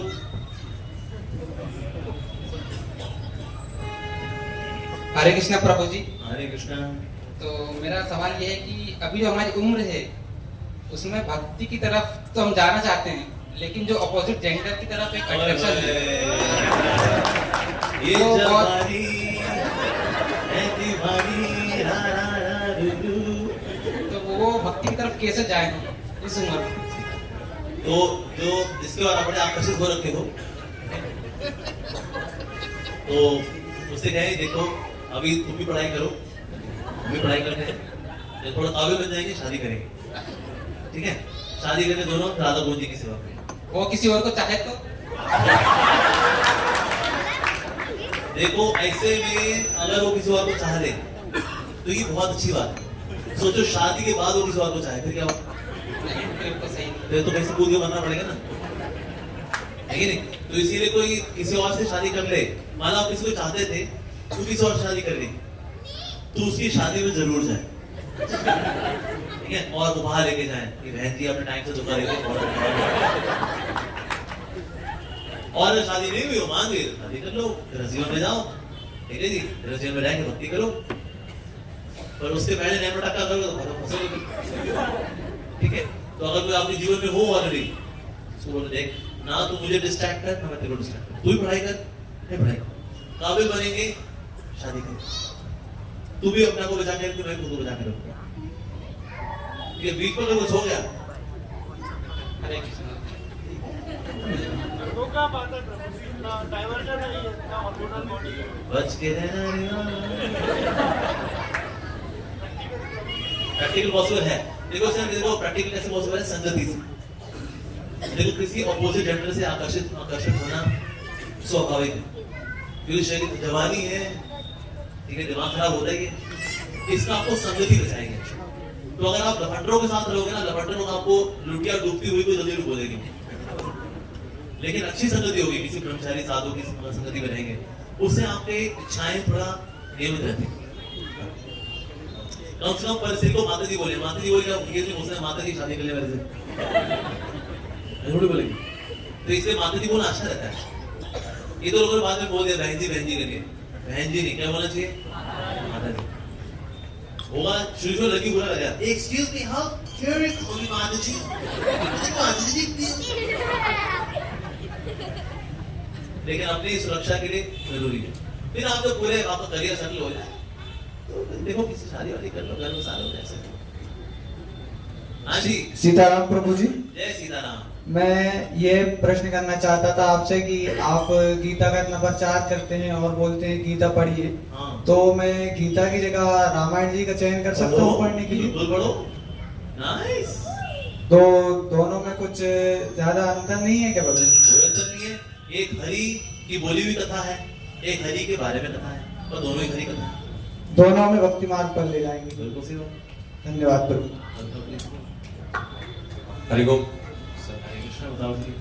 मेरा एक प्रश्न था कि जो गायों की स्थिति है अभी, मतलब पहला तो दो प्रश्न है कि कृष्ण जी को गाय क्यों प्रिय थी? ये तो उसे पूछो। कृष्ण जी के आप प्रचारक हैं तो आप भी बताएंगे। देखिए गौ माता जो है ना, उसके अंदर बहुत सारी क्वालिटीज हैं। एक तो मासूमियत, एक गौ माता अंदर बहुत, ये सब वो गाय होती है ना, उसकी आंखें हमेशा झिलमिल रहती है ऐसा। साथ ही जो गाय है, गाय के शरीर में सारे देवी देवताओं का वास होता है, तो इसे गाय जो है इसलिए भगवान को बड़ी प्रिय है। गाय बड़ी वात्सल्य भाव से भरी होती है, मतलब वत्सलता से बहुत होती है, इसलिए बच्चे को क्या बोलते हैं? वत्स, क्योंकि वत्सलता कहां से? गाय से आती है, तो इससे गाय इज स्पेशल। बाकी गाय की जो आज जो दुर्गति है, उसके पीछे कारण क्या है? हमारा लालच। कई लोग गाय को सिर्फ मिल्क गिविंग फैक्ट्री ही मानते हैं, पर पहले लोग गाय को अपने परिवार का हिस्सा मानते थे। जस्ट बिकॉज वो गाय दूध नहीं देती, कहते तो क्या करेंगे? कसाई खाने में दे देते हमारे कसाई वाले को 5,000 रुपए देते, कैसे हो बढ़िया 5,000 रुपए सब चौमिन खाएंगे। तो हमारा लालच है। अच्छा, ये लालच भला आता भी कैसे? लोग क्या करते हैं? सांड नहीं रखते। सांड थोड़ा दूध देता है, गाय दूध देती है, तो ऐसा करते हैं एक ही सांड से सबकी ब्रीडिंग करा देंगे। तो क्या करते हैं? सांड रखते हैं एक, गाय रखते हैं ज्यादा, ताकि ब्रीडिंग हो जाए एक साथ, एक ही सांड से। अब होता क्या, अभी गाय अब एक ही परिवार की हो गई, जो बच्चे हुए आए तो एक ही सांड से ना, अब जो एक ही परिवार में सब हो गए, अब इनके आप जो ब्रीडिंग कराओगे ना, आगे दूध देने की कैपेसिटी कम हो जाती है। जैसे मनुष्य भी ऐसा होता है, अगर कोई लड़का अपने चाचा जी की बेटी से शादी कर ले या बुआ जी की बेटी से शादी कर ले, आगे बच्चे कमजोर पैदा होते हैं। मासी साइड में चल जाता है फिर भी, हालांकि बढ़िया भारी नहीं करेगा, लेकिन पिताजी की साइड में अगर कोई लड़का लड़की शादी करे, बच्चे कमजोर पैदा होते हैं बायोलॉजिकली। ये सेम गाय के साथ भी होता है। एक ही सांड से जब ब्रीडिंग कराओगे तो आने वाली जनरेशन से होंगी वीक होती जाएगी, उनकी दूध देने की कैपेसिटी 5 किलो 6 किलो रह जाएगी बस। ऐसे कहाँ देती थी 12-13 किलो, आज देती 4-5 किलो। क्यों? लालच। सांड को मार मारेगी, सांड को दे देते हैं कसाई खाने। तो ये हमारा लालच है जिसने की गाय की जरूरत की। तो प्रभु जी इसको कैसे क्या रोक सकते हैं, क्योंकि हम अपने स्तर पे जो प्रयास करते हैं वो बहुत सीमित होता है। हाँ जी। इसको जिस आप स्थिति पे हैं, मतलब आप अगर थोड़ा सा भी इसके साथ में प्रचार प्रसार करें कि गाँव को बचाया जा सके। देखिए गौ माता पे तो मैंने ऑलरेडी बहुत वीडियो बनाए हुए हैं और भी व्यूज भी लाखों में गए, लेकिन इंडिविजुअली हमें भी कुछ करना पड़ेगा। जैसे काउ प्रोडक्ट्स को हमें एनकरेज करना चाहिए। आज कई डिवोटीज हैं, गौ माता का जो गोबर है उससे बने हुए साबुन वो लेकर आ रहे हैं, वेरी गुड सोप्स। इसको वेट लॉस करना है, चर्बी इकट्ठी हो गई है, साइकिल का टायर, ट्रैक्टर का टायर बन गया किसी का, अब पिघलाएं कैसे? गौ माता का अर्क। अगर आप 1 लीटर गौ माता का अर्क पीते हैं उससे आपका 1 किलो बढ़ता है। आप 10 लीटर पीजिए, आपका 10 किलो बढ़ जाएगा। वेट लॉस होता है उससे। तो किसी को वेट लॉस करना हो, स्लिम ट्रिम बनना हो, वेरी गुड। किसी को बीपी अगर ठीक करना है, गौ माता के आप ऐसे पीते ऐसे हाथ फेर दीजिए, प्यार करिए, आपका बीपी नॉर्मल हो जाता है। इवन हमारे महाराज जी थे, उनको स्किन डिसीज थी, उनको एलोपैथी होम्योपैथी सबने बोल दिया था, सिम्पैथी कुछ काम नहीं कर रहा है। उनको फाइनली जाना पड़ा काउपैथी में। काउपैथी में गए, गौ माता का जो मूत्र होता है उससे नहाते थे वो। 1 महीने में स्किन डिसीज खत्म, स्किन कैंसर खत्म हो गया। तो इसलिए चीजों का प्रचार भी होना चाहिए और साथ ही काउ प्रोडक्ट्स को एनकरेज करना चाहिए। तो ऐसे वो दूध भी, अब कोई बात नहीं जी, गौ माता का गो अर्क, उसका गौमूत्र और गाय का गोबर एक मन। तो इससे उसकी चीजों को एनकरेज करेंगे ना, तो गौ माता को लोग इवन फॉर कमर्शियल पर्पस ही सही लेकिन पालेंगे। महाराज जी एक और था कि जैसे जो दूध हम निकालते हैं तो कहते हैं कि 4 थनों का जो दूध रहता है उसमें सिर्फ 2 थनों पे ही हमारा अधिकार होता है, 2 पे उनके बछड़े का होता है। तो नहीं, ऐसा नहीं है। एक्चुअली गाय वैसे जो दूध देती है ना, करीब 12 लीटर देती है। बछड़े के लिए है 1.5 लीटर, 2 लीटर। उसके बाद आप बछड़े को पिलाओ तो उसको 10 लग जाते हैं, लूज मोशन में जाते हैं। तो इसीलिए उसको दूध पे पहला अधिकार तो नॉर्मल बछड़े का ही है, लेकिन उसको पिलाने के बाद उसके बाद 10 लीटर मनुष्य के लिए भी। ये वीगन वालों ने निकाला है बेसिकली हिसाब किताब। तो बछड़े का है, हम उसको क्यों हम दूध पे निर्भर करें? बेसिकली उसके पीछे षड्यंत्र है। षड्यंत्र ये है कि अगर दूध भी नहीं लेंगे गाय से तो गाय का भी क्या करेंगे? इसको बेचेंगे कसाई को। अभी तो दूध की निर्भरता है ना, तो निर्भरता खत्म करो और फिर गाय को कसाई खाने भेजो। तो ये षड्यंत्र है बेसिकली, और कुछ नहीं। गाय का दूध पीना चाहिए, हमारे लिए अच्छा है वो, और गौ की सेवा करनी चाहिए, हमारी माँ मानते हो उसको। हाँ जी बताइए माता जी। हरे कृष्ण। हाँ जी हरे कृष्णा। मैं बहुत कोशिश करता हूँ प्याज लहसुन छोड़ दूं, मतलब जिस टाइम पे कंट्रोल नहीं होता उस टाइम पे हम ऐसा क्या सोचें कि उससे दूर हो जाए। सिर्फ एक ही सोचो, आप नाइंसाफी कर रहे हो अपनी जीभ के साथ। क्योंकि पूरी सब्जी में गुंडे कौन? चंगू मंगू, प्याज लहसुन, ये लोग गुंडे हैं। ये लोग कोई स्वाद ऊपर आने देंगे ना। पालक का स्वाद है, पालक नीचे, ए मटर, क्या मटर लक्ष्मी है नीचे, ए आलू क्या है नीचे। सिर्फ हमारा स्वाद चलेगा। क्यों चंगू? हाँ मम्मू, ये है प्याज लहसुन। तो अगर आपको एक ही स्वाद देना सारी सब्जियों में, उसे प्याज लहसुन डालें, उसे ग्रेवी में छोड़ करके सब्जी बनाया, बहुत बढ़िया। लेकिन आपको वैरायटी चाहिए अगर, तो उसे प्याज लहसुन ना डालें। फ्लेवर के लिए थोड़ी सी हींग डाल दें, आपको फ्लेवर भी आएगा, टेस्टी होता है। हमारे लोग इतना मिठास बांटते हैं हम लोग को, यार ऐसा है लोग बोले अरे क्या बिना प्याज लहसुन का पकपका बना। एक व्यक्ति ने नहीं बोला आज तक। पूरे इंडिया में हमने कोविड में 7 करोड़ प्लेट्स बांटी बिना प्याज लहसुन के। एक व्यक्ति ने शिकायत नहीं की यार प्याज लहसुन ही नहीं। तो खाना टेस्टी बनता है प्याज लहसुन ना डाल करके। प्याज लहसुन डाल करके उसको सत्यानाश मारते हैं हमने बेसिकली, और कुछ नहीं। तो इसीलिए अपनी इस पे ध्यान देना है। कोशिश करता हूँ कहता भाई साहब मुझे वैरायटी दो, कहता ना हम तो एक ही स्वाद खिलाएंगे, आलू का, गोभी का, मटर का, एक ही स्वाद। तो ग्रेवी किसकी होगी? प्याज लहसुन। जैसे प्याज लहसुन हटाएंगे आपको टेस्टी खाना मिलेगा। जो पैसा बचेगा प्याज लहसुन ना खरीद करके, उस पैसे से आप राधा गोविंद जी के मंदिर में दान दो, तो पुण्य भी कमाओगे, टेस्टी प्रसाद मिलेगा आपको। नाइस, ठीक है जी। प्रभु जी हरे कृष्णा। मेरा ये सवाल है कि भक्त मतलब बच्चों को किस तरह भक्ति करनी चाहिए? बच्चों को चाहिए फिलहाल तो 2 माला जप करें, वीडियो गेम वाले मोबाइल फोन से दूर रहें, पढ़ाई अच्छे से करें, घर में मम्मी का हाथ बनाओ तो अपना प्रसाद खाएं, बस ऐसे बच्चों की भक्ति हो जाएगी। ठीक है जी। हरे कृष्ण प्रभु जी। प्रभु जी मेरा ये प्रश्न है कि जब हम लोग कहीं जाते हैं तो जैसे हमारे कुछ दोस्त होते तो हम लोग फ्रंट में तो नहीं बोल सकते ना, तो कभी कभार हमारी जैसे डिसरिस्पेक्ट मतलब हम लोग को थोड़ा अजीब सा लगता है, तो और हम लोग दोस्ती भी नहीं तोड़ सकते। कौन से डिसरिस्पेक्ट मतलब जैसे हमने कुछ किया, क्या किया? मतलब जैसे हमने किसी को बताया, हम लोग ऐसा नहीं बोल सकते कि मेरा दोस्त है वो बुद्धिस्ट है तो मैं उसको ये नहीं बोल सकता तुम ऐसा करो ऐसा करो। क्यों नहीं बोल सकते? बिल्कुल बोलो। प्रभु जी ने ट्राई तो किया है पर ट्राई करो, करते रहो, और प्रभु कहीं ना कहीं तो निशान लगेगा ना। ट्राई करते रहो, बिल्कुल बुद्धिस्ट हो, मुस्लिम हो, क्रिश्चियन हो, और अल्लाह ने सबको हरे कृष्णा कराए।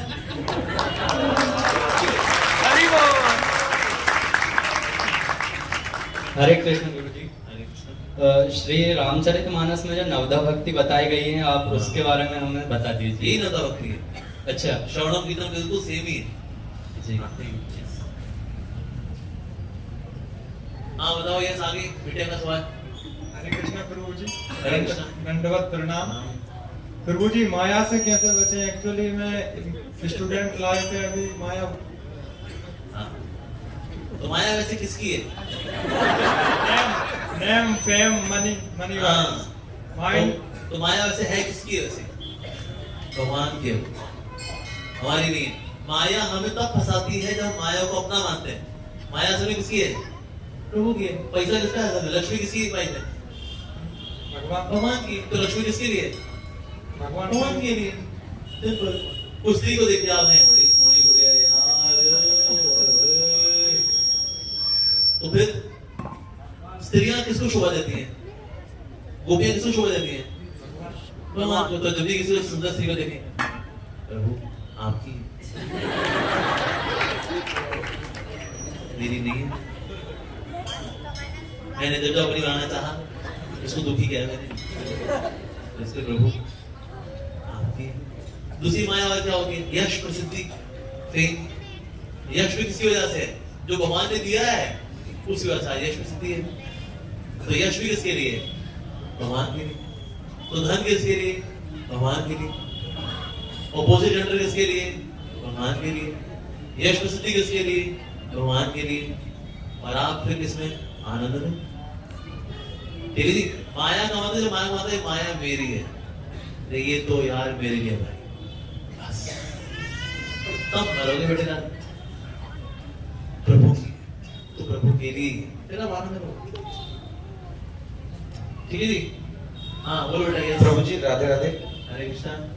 प्रभु जी मेरे दो सवाल हैं। एक तो मेरे बेटे के लिए है। मेरा बेटा अभी 6 साल का है।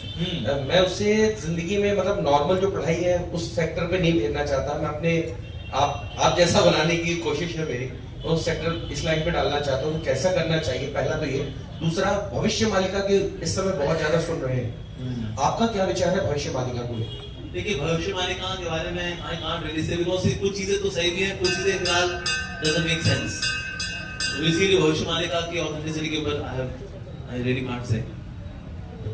बाकी देखिए, आपका बच्चा मेरे से बन पाएगा नहीं बनेगा, ये उसकी इच्छा है। मान लो उसकी गृहस्थी की इच्छा है, उसको उसी को चमेली पसंद आ गई, और आप बोलो नहीं तो अमोघ को जैसा बन जाना। नहीं पिताजी, मैं चमेली के साथ विवाह करके आशीर्वाद देने के लिए जाऊंगा अमोघ को। तो इसे हम जबरदस्ती भी थोप नहीं सकते ना बच्चों के ऊपर, बच्चे साधु भी बन जाए। तो उसकी इच्छा है, वो सब भक्ति करे पर गृहस्थी में आगे करे, और उसकी इच्छा हुई तो आ जाए, हम सब ब्रह्मचारी बन जाए। तो अभी अब क्या क्या हुआ बच्चे के? अभी गुरु जी 5 वर्ष का है। 5 वर्ष का है, अभी बच्चा है अभी तो। ये रहा। अरे क्यों जयंती कर रहे बेचारी? नहीं उसको खिलाओ बड़ा जब हो जाएगा तो देखिए, अभी 20 साल हो जाओ अभी और फिर पढ़ाएंगे। गुरु जी मुझे शिक्षा भी अपनी भक्ति मार्ग पे ही देना है, मैं नॉर्मल एजुकेशन नहीं देना चाहता। होगा, अभी उसको खिलाओ प्रसाद खिलाओ उसको, लाड़ प्यार दो उसको। हरे कृष्ण प्रभु जी, जैसा हम आपको देखते हैं आपका वर्क एथिक जो है, और प्रभु जी हमने ये पढ़ा भी है कि कर्म योग करना है, कर्म में बंधे बिना, लेकिन आपने आज ये बताया कि भक्ति योग सर्वोपरि है। सर प्रभु जी हम कर्म कैसे करें और भक्ति के साथ उसे कितने अच्छे से कर सकते हैं? मुझे वेरी सिंपल, सुबह सुबह भक्ति योग करो, बाकी दिन अपनी सेवा करो, ठीक है जी। शाम को परिवार के साथ समय बिताओ, रात को सोने से पहले थोड़ा हरि कथा पढ़ो, सो जाओ।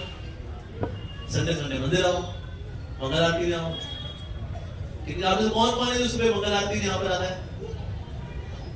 अच्छा, कौन कौन माता है हफ्ते में एक दिन मंगल आरती आना चाहिए?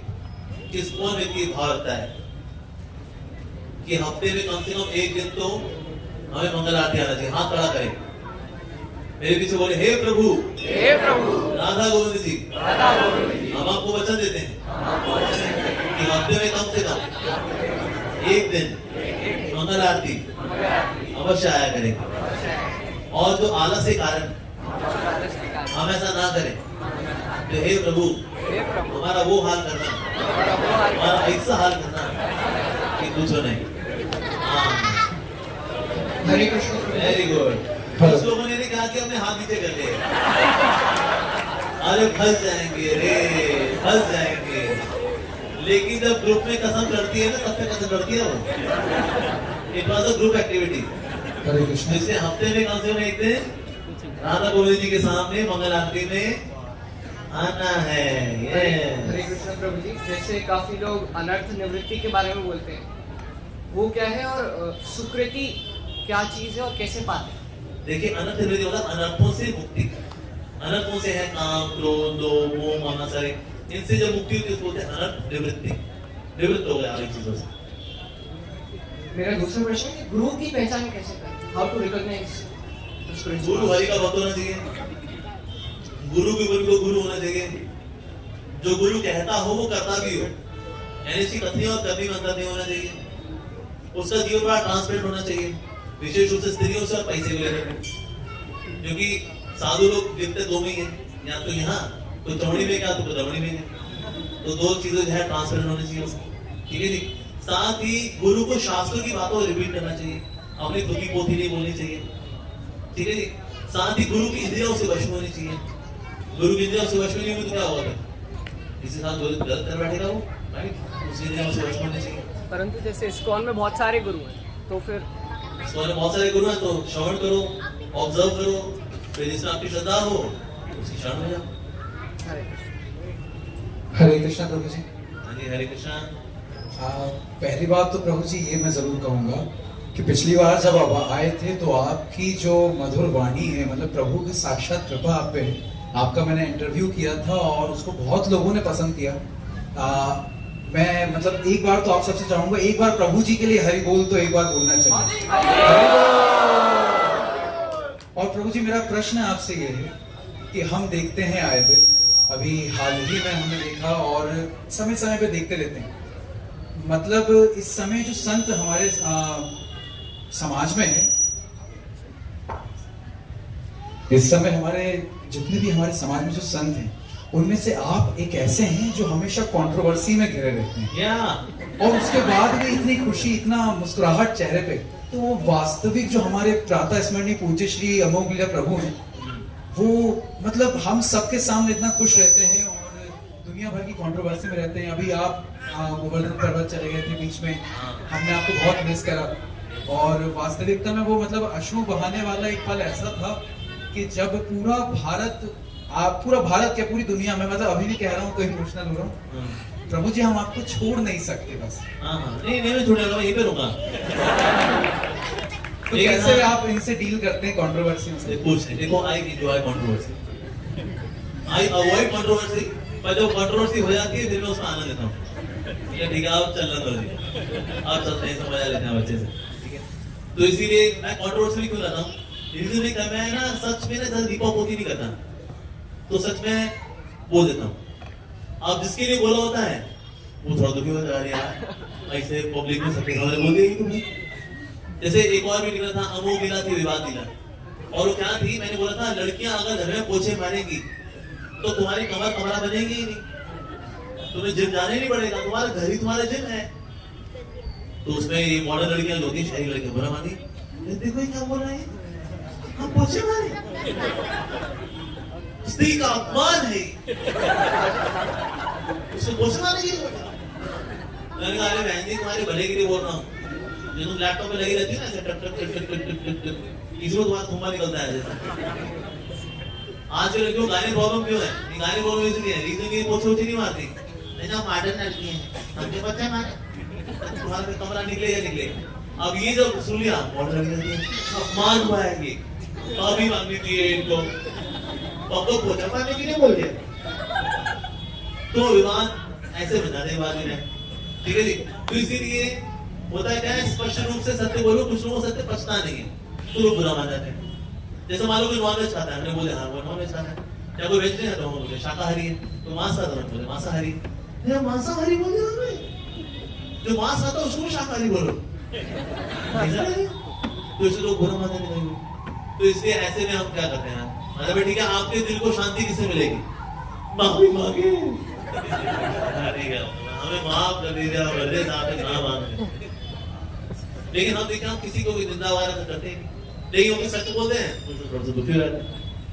और प्रभु जी एक बात मैं जरूर इसमें आपसे पूछना चाहूंगा आज के विषय से संबंधित, आज क्योंकि भक्ति योग की बात हो रही है, तो आप किस तरह से बताएंगे भक्ति और प्रभु के प्रति जो हम प्रेम करते हैं वो कैसे, क्या उनमें अंतर है या एक ही चीज है, या फिर और इसी में एक चीज ये कि मैंने आपका एक लेक्चर सुना है इससे पहले, प्रेम के ऊपर आपने बहुत ही सुंदर विचार आपने साझा किए हैं कि प्रेम कभी इस भौतिक जगत में हो ही नहीं सकता, तो उसके ऊपर अगर आप कुछ प्रकाश करें। देखिए प्रेम का मतलब क्या होता है, प्रेम की ना 3 क्वालिटी, उन 3 क्वालिटीज में टेस्टिंग क्राइटेरिया मतलब परीक्षाएं, अगर उन्हें कोई प्रेम पार कर ले उसको तो उसको प्रेम काउंट कर ले, ठीक है जी।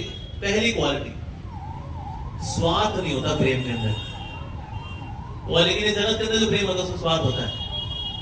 लड़के लड़की भी क्या देखते हैं, चिकनी है अरे मैं खुश रहूंगा इसके साथ, लड़की देखते हैं पैसे वाला है, अरे क्या हुआ था गाड़ी तो देखो उसकी,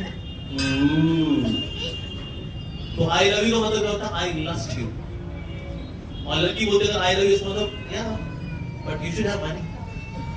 तो इस दुनिया के अंदर प्यार के अंदर स्वार्थ होता है, और लड़की मतलब प्यार कर भी ले लड़के तो लड़की में एक ही चीज देखते हैं, उसका रूप रंग, तो स्वार्थ होता है।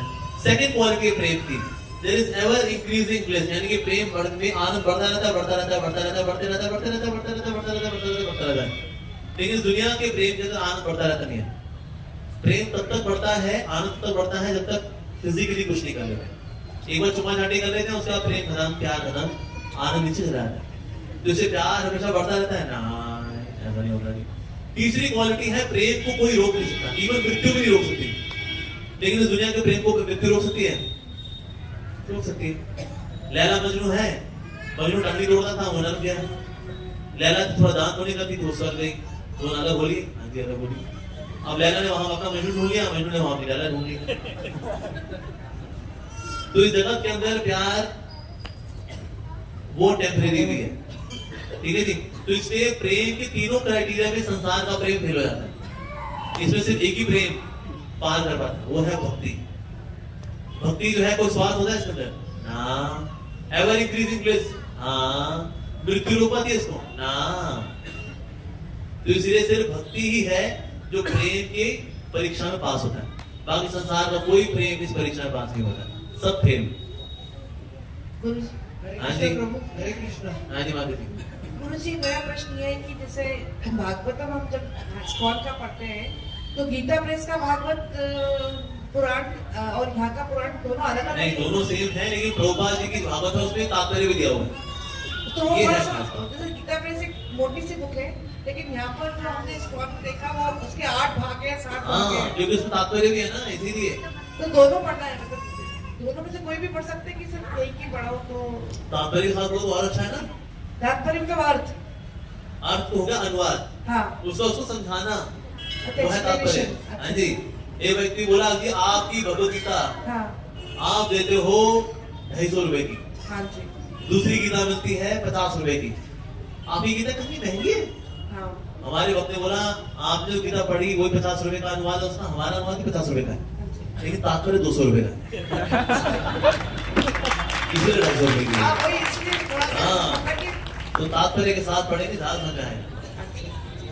और मेरे परिवार में कुछ हम लोग ब्राह्मण से, तो हम नॉन वेजिटेरियन प्योर, पर कुछ बच्चे जो आजकल के वो बोलते हैं एग तो वेज है, एग खा सकते हैं। अरे बेटा तू एग की मेरे को खेत दिखा दे, तू जितना अंडे खाने का। कोई तो कुछ समझते ही नहीं, तो क्या क्यों समझनी बात है? अरे बेटा मैं तो मानती हूँ अंडे जो है शाकाहारी है, प्रोवाइडेड तू एक बार खेत तो दिखा दे कि ये गेहूं के खेत हैं, ये अंडों के खेत हैं, शाकाहारी। अंडे कहाँ से निकलता है? मुर्गी से। ठीक है जी। जैसे पूछते और अंडा जो होता है, अंडे दो प्रकार के, देसी अंडा, सफेद अंडा। राइट, एक अंडा होता है उसमें बच्चा होता है, उसको आप अगर गर्म कर दें उसमें से बच्चा निकलता है, तो उसमें एक जान है उसके अंदर, उसको हम भुर्जी बना के खाते। और दूसरे अंडे होते हैं जो कि इंजेक्शन दे करके उसके मेंस्ट्रुअल वेस्ट को इकट्ठा करके कोगुलेट करके बनाए जाते हैं। मेंस्ट्रुअल वेस्ट हम इंसान का खा लेंगे? बिल्कुल नहीं। कोई औरत का थैली में लेकर मेरा मेंस्ट्रुअल वेस्ट लो, पका के खा लो, है जी गंदा। हम तो मुर्गी का खाते हैं।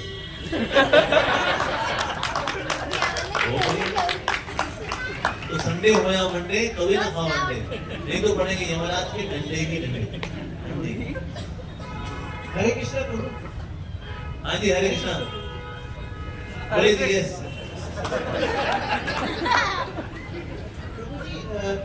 इंद्रियों के बहुत बहुत विषय हैं, स्पेशली जो आंख के विषय हैं। हाँ जी। जो बहुत दूर से ही हमको प्रभावित कर देते हैं, उनसे कैसे बचा जाए? जैसे श्रीमद् भागवतम में भी लिखा है कि आप भगवान का दर्शन करिए, भक्तों का दर्शन करिए, तो मतलब आपके फंसा देंगे ना मोटा मोटा ये है। तो जब मंदिर से हम दूर रहते हैं, अपने काम काज में सब रहते हैं, हाँ। तब इंद्रियों के स्पेशली आंख के विषयों से किस तरह से बचा जाए? आज हमने आपने गीता का श्लोक पढ़ा है, ध्याये तो विषयान् पुंसान् संगस्तेषु विजायते संगा संजायते कामः कामात् क्रोधो विजायते। तो भगवान क्या बता रहे हैं यहाँ पर? ध्याये तो, अगर आप किसी चीज पे ध्यान लगाएंगे तो उससे आपकी आसक्ति हो जाएगी। जब आसक्ति आएगी तो काम वासना आएगी, काम वासना आएगी तो पूरी नहीं होगी तो क्रोध आएगा। राइट, ये शुरुआत कैसे होती है? ध्यान देने से। भगवान ने बोला ध्यान देने से, दृष्टवा नहीं बोला, देखने से नहीं बोला। यानी आपकी आंख किसी गलत जगह पड़ सकती है, लेकिन आप देख करके फंसोगे नहीं। देखने के बाद अगर आपने ध्यान देना शुरू कर दिया, मतलब कि ध्यान तो कर लिया, तो फिर फंसना चालू हो जाएगा। लेकिन देख करके मान लो को पोस्टर देख लिया मल्लिका शेरावत का, आपने आप देखो फिर आप आगे बढ़ गए, आप फंसोगे नहीं। बस देखा अब हो गया ध्यान, तो फिर फंसोगे। तो इसीलिए सिर्फ नजर नहीं पड़ती है उससे नहीं फंसते, नजर पड़ने के बाद फिर वही नजर चिपक जाती है, फिर फंसना चालू होता है। चिपकने से कैसे बचे लोगों के?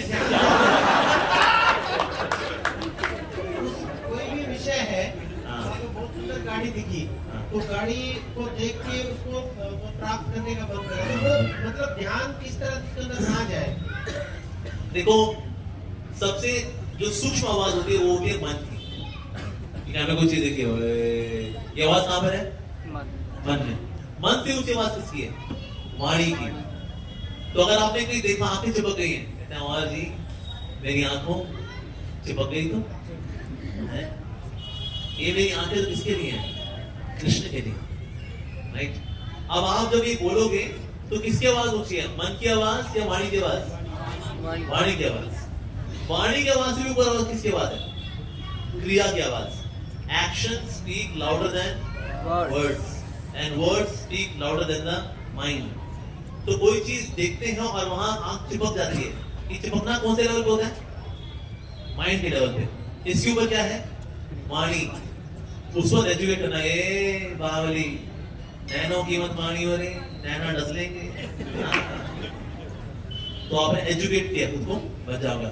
और अगर आप एक्शन में आ गए, यानी आपने वहां कीर्तन करना शुरू कर दिया, मेरी आंखों तो कीर्तन से पवित्र हो जाती, वहां डांस करना शुरू कर दिया, हरे कृष्णा हरे, यार फोटो निकालिए वहां, अरे प्रभु आपको दिखना है मेरे को। अभी तो एक्शन में आ गए। Action is loudest. इस तरह से आप बच जाओ। ठीक है जी? हाँ बेटिया। यस। हरे कृष्णा। प्रभु जी धन्यवाद हैं। प्रभु जी मेरा एक डाउट था, जैसे हमारे फ्रेंड्स होते तो उनको प्लीज करने का हम ट्राई करते हैं और वो मतलब बहुत ही अच्छे होते हैं, वो चैंटिंग करना चाहते हैं, टेंपल आना चाहते हैं, बट पेरेंट्स का रिस्ट्रिक्शन है। तो इस सिचुएशन में क्या करें? जैसे कल के प्रोग्राम को देखिए मैंने मेरे फ्रेंड्स को बुलाया था, बट पेरेंट्स ने मना कर दिया, तो इस सिचुएशन में क्या करें? देखो बेटा, जब तक फाइनेंशियली डिपेंडेंट हो तो दादागिरी तो घर वालों की चलेगी, पेरेंट्स की चलेगी। ऐसे होता है, उनको लगता है मंदिर जाएगी फिर मीराबाई बन जाएगी, फिर जोगन बन जाएगी, फिर हमारी नहीं करेगी, फिर नालायक हो जाएगी। फिर तो माता पिता को डर लगता है इस बात से और कुछ नहीं, इसलिए कुछ समय उनको टॉलरेट करना पड़ेगा, ठीक है ना। अभी कैसे तो पेरेंट्स को, आपके पेरेंट्स उनके पेरेंट्स को बोले जी सेफ है बेटिया, आ सकती है, उसका गुस्सा थोड़ा अलाउ कर दे, पर वो आपको सीरियसली लेंगे, खुद तो रम रही है, तेरा काय घूमती है, उसका मैथ कमजोर है, वो हमारी बेटी का मैथ कमजोर हो जाएगा, डरेंगे। इसलिए बच्चों को लोग सीरियसली लेते हैं, माता पिता को सीरियसली लेते हैं। So some senior can tell कि आप बेटे को भेज सकते हो। प्रभु जी जैसे बाहर कहीं मॉल वॉल जाना हो, नहीं बर्थडे पार्टी, उसमें अच्छे से अलाउ कर देंगे तो 12 बजे तक आओ। हाँ बेटा, लेकिन वहाँ करियर का डेंजर नहीं है ना, वो कहते हैं यहाँ आगे उसको मन लग गया वहाँ में तो इसमें माता पिता डरते हैं, फिर वो भक्त बन जाएगी, फिर हमें कहेंगे आप मीट मत खाओ, वो तो मीट खाते हैं। तो माता पिता कहना कि अपनी स्थिति को भी सिक्योर रखने के लिए चक्कर में बच्चों को अपने साथ रखते हैं, ये पवित्र होगी तो हमको पवित्र बना देंगे, ठीक है।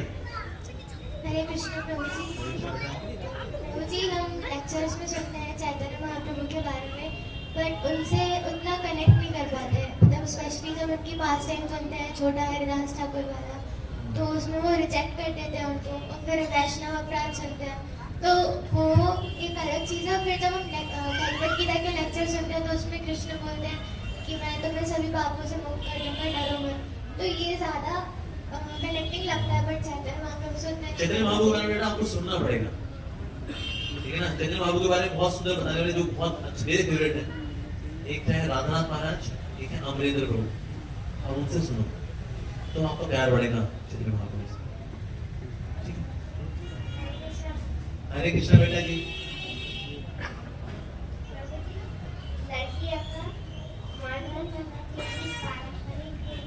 ओके, लड़कियों को मॉडर्न बनना चाहिए, पारंपरिक बनना चाहिए। देखो बेटा, मॉडर्न लड़कियां तो बेचारी बहुत बुरा होता है उनका,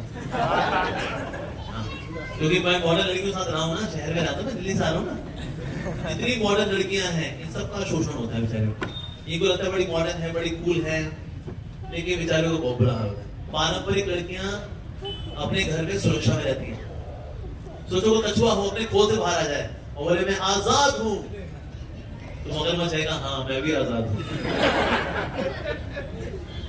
इसे जैसे ही हम पारंपरिक चीजों से बाहर आके सोचते हैं, लड़कियां सोचते हैं मैं आजाद हूँ, तो मगरमच्छ नहीं बैठे हुए हैं, फिर उस कहते हैं बस हम भी आजाद हैं।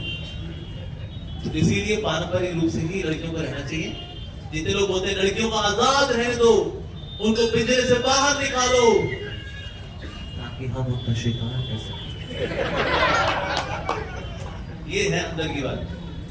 तो इससे लड़कियों को पारंपरिक ही रहना चाहिए, अच्छे ढके हुए कपड़े पहनने चाहिए, घर परिवार के साथ रहना चाहिए, इससे उनकी सुरक्षा भी होती है। ये तो बाहर भेड़िए नहीं बने हुए हैं, ये लोग भेड़िए लोग बड़े नौटंकीबाज हैं। ये लोग कहते हैं नारी मुक्ति मोर्चा, मुक्ति मोर्चा क्यों निकाला आपने? नारी की मुक्ति के लिए हम सक्रिय हैं, क्यों? फिर बाहर निकलेगी तभी तो बात करेंगे। ये है सारा खेल, जिससे पारंपरिक रहना अच्छा है। ये तो बाहर लड़कियों को बड़ा शोषण होता है बेटा, बाहर जाने बड़े गंदे लोग।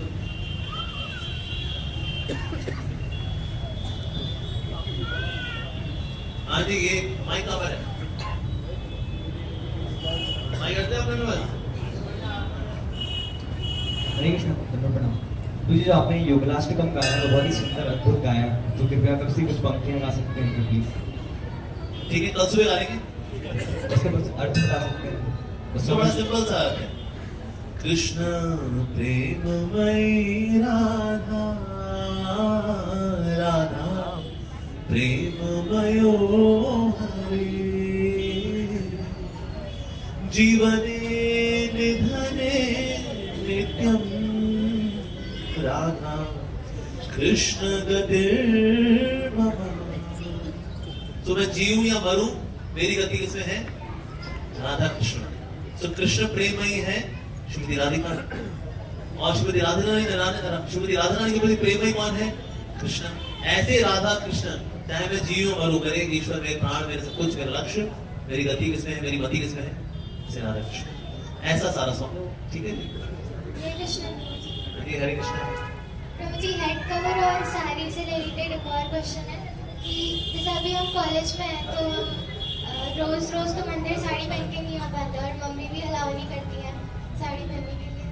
वो ट्रेडिशनल ड्रेसेस अलाउ करती हैं बट साड़ी के लिए अलाउ नहीं करती है। और दूसरा हेड कवर, तो हेड कवर आफ्टर मैरिज करना चाहिए या उससे पहले भी सबको कंपल्सरी? बिल्कुल, लड़कियों को हमेशा सर ढक के रखना चाहिए। सर ढकने का मतलब है वो भगवान के शरणागत है, इसलिए सर ढकना जरूरी होता है। हम ये भी नहीं करें पूरा पल्लू लेके आप चले वहां भिड़ती रहे दूसरे से धूम धूम चले, वो नहीं करें, नहीं कम से कम सर यहाँ तक ऐसे रखना चाहिए। सिर्फ टेंपल के लिए मतलब बाहर के लिए नहीं, बाहर भी ऐसे नहीं, टेंपल में नौटंकी करनी है तो ऐसा ढके मंदिर बाहर गए इधर निकाल रहे थोड़ी करेंगे। कॉलेज में तो यूनिफॉर्म अलग है। हाँ हाँ हाँ, पर अपना सर ढक के जा सकते हो कॉलेज में, ऐसा कुछ नहीं। वो कॉलेज अगर मुसलमान लड़कियां हिजाब हिजाब करती रहती है ना, उसे तो पूरा ढक जाती है बेचारी, अंदर तो क्या हाल हो जाता है बेचारी का हिजाब में। हमारे ऐसा कुछ नहीं कि आप पूरा ढक लो, लेकिन उनसे बस सर ढक के रखना चाहिए। मतलब आते जाते तो मुंह बंद कर जाते हैं बट कॉलेज में क्योंकि पैंट शर्ट है तो उसमें हाँ पैंट शर्ट नहीं पहननी चाहिए बेटा। पैंट शर्ट में क्या है, it is very body exposing. Uniform भी कॉलेज की है। हाँ यूनिफॉर्म भी ऐसी तो बेटा पहनो then it is okay. Sari compulsory? हाँ साड़ी अगर वो अलाउ करते हैं स्कूल वाले तो पहन। हाँ टेंपल में साड़ी पहनना बहुत अच्छा है। नहीं पहनते तो सलवार सूट नहीं, ओके। अभी कौन सी क्लास में आप? थर्ड ईयर में तो कॉलेज है ना। अच्छा कॉलेज में ड्रेस आती है ना यूनिफॉर्म, ड्रेस ओके। तो मंदिर में घर वाले अलाउ करें तो आज साड़ी पहने, तो वो भी ड्रेस भी अच्छा है, सलवार सूट भी ठीक है, दैट्स ओके। ढका होना चाहिए। जितना लड़की ढकी रहती है उससे उसके प्रति और सम्मान की भावना आती है। जितनी लड़की थोड़ी आधी कोनी ढकी होती है उससे देखिए इज्जत की भावना नहीं आती, राइट? तो इसीलिए इज्जत हमारे हाथ में है। आपका व्यवहार कैसा है, ढके चलना, ढके लड़की को देखिए रिस्पेक्ट फील करना। जी अचिंत्य भेदाभेद कौन सा? अचिंत्य भेदाभेद तो भेद का मतलब अंतर, अभेद का मतलब अंतर नहीं, तो दोनों को तो साथ में चलते हैं, उसको बोलते हैं अचिंत्य भेदाभेद। ठीक है, जैसे फॉर एग्जाम्पल मैं और नरेंद्र मोदी, वो भी भारतीय मैं भी भारतीय, उनकी भी एक नाक मेरी भी एक नाक, उनकी भी दो आंखें मेरी भी दो आंखें, वो भी हिंदी बोलते मैं भी हिंदी बोलता। इस तरह से वॉर में एक अभेद, लेकिन भेद भी है। वो देश के प्रधानमंत्री है, मैं देश का नागरिक हूँ, वो राजा है, मैं प्रजा हूँ, तो अंतर भी है भेद भी है। तो हम जब भेद और अभेद दोनों साथ ही करते हैं बोलते हैं अचिंत्य भेद अभेद। जैसे सूरज की रोशनी एक है लेकिन अलग अलग भी है। हमारे कमरे में सूरज नहीं आता, सूरज की रोशनी आती, तो अंतर भी है। मटर बाहर से एक मटर खोलो अंदर दाने दाने अलग अलग, तो बाहर से एक अंदर से भेद, बाहर से अभेद, तो भेद भी है अभेद भी है। गुरुजी हरे कृष्णा। गुरुजी मैं पूछ रही डेली लाइफ में हमारी जो डेली रोज की हमको लड्डू गोपाल की सेवा करना चाहिए और क्या भक्ति करना चाहिए? देखो लड्डू गोपाल की सेवा जो लोग करते रहे, लेकिन कभी गोपाल जी को नहीं लेके आए, मत लेके आए। हमें पूजा करनी चाहिए राधा कृष्ण की, सिर्फ कृष्ण की नहीं, राधा कृष्ण, लक्ष्मी नारायण, सीताराम और यानी शक्तिमान साथ में। अच्छा, तो हम जब पूजा करेंगे तो राधा कृष्ण, लड्डू गोपाल जी अगर आपके पास आ गए तो सेवा कर लो। अच्छा, तो जो भी उनकी नित्य सेवा वो करें और 16 माला ये करें। हाँ जी, लेकिन घर में गौर मिठाई जरूर लेकर आओ। अच्छा, गौर क्योंकि कलयुग में अवतार किसने लिया? कृष्ण भगवान ने, सीताराम जी ने, नरसिंह भगवान ने। कलयुग में कौन है हमारे लिए? कौन आया? तो इसलिए घर में राधा कृष्ण हो अच्छी बात है, नहीं भी हो चलेगा, लेकिन गौर मिठाई तो अवश्य होनी चाहिए, ठीक है ना? जैसे कोई व्यक्ति अपने देश के प्रधानमंत्री की तारीफ जरूर करता है, पुतिन की करे ना करे, बाइडेन की करे ना करे, लेकिन मोदी जरूर करेगा, प्रधानमंत्री है। तो सत्य के प्राइम मिनिस्टर कौन? नरसिंह भगवान। त्रेता के प्राइम मिनिस्टर कौन? राम जी। द्वापर के कौन? कृष्ण भगवान। हमारे कलयुग के प्राइम मिनिस्टर नाम क्या है? चैतन्य महाप्रभु। तो अपने प्राइम मिनिस्टर को घर में जरूर रखना है, वो हमारे लिए आए वो, ठीक है जी? हाँ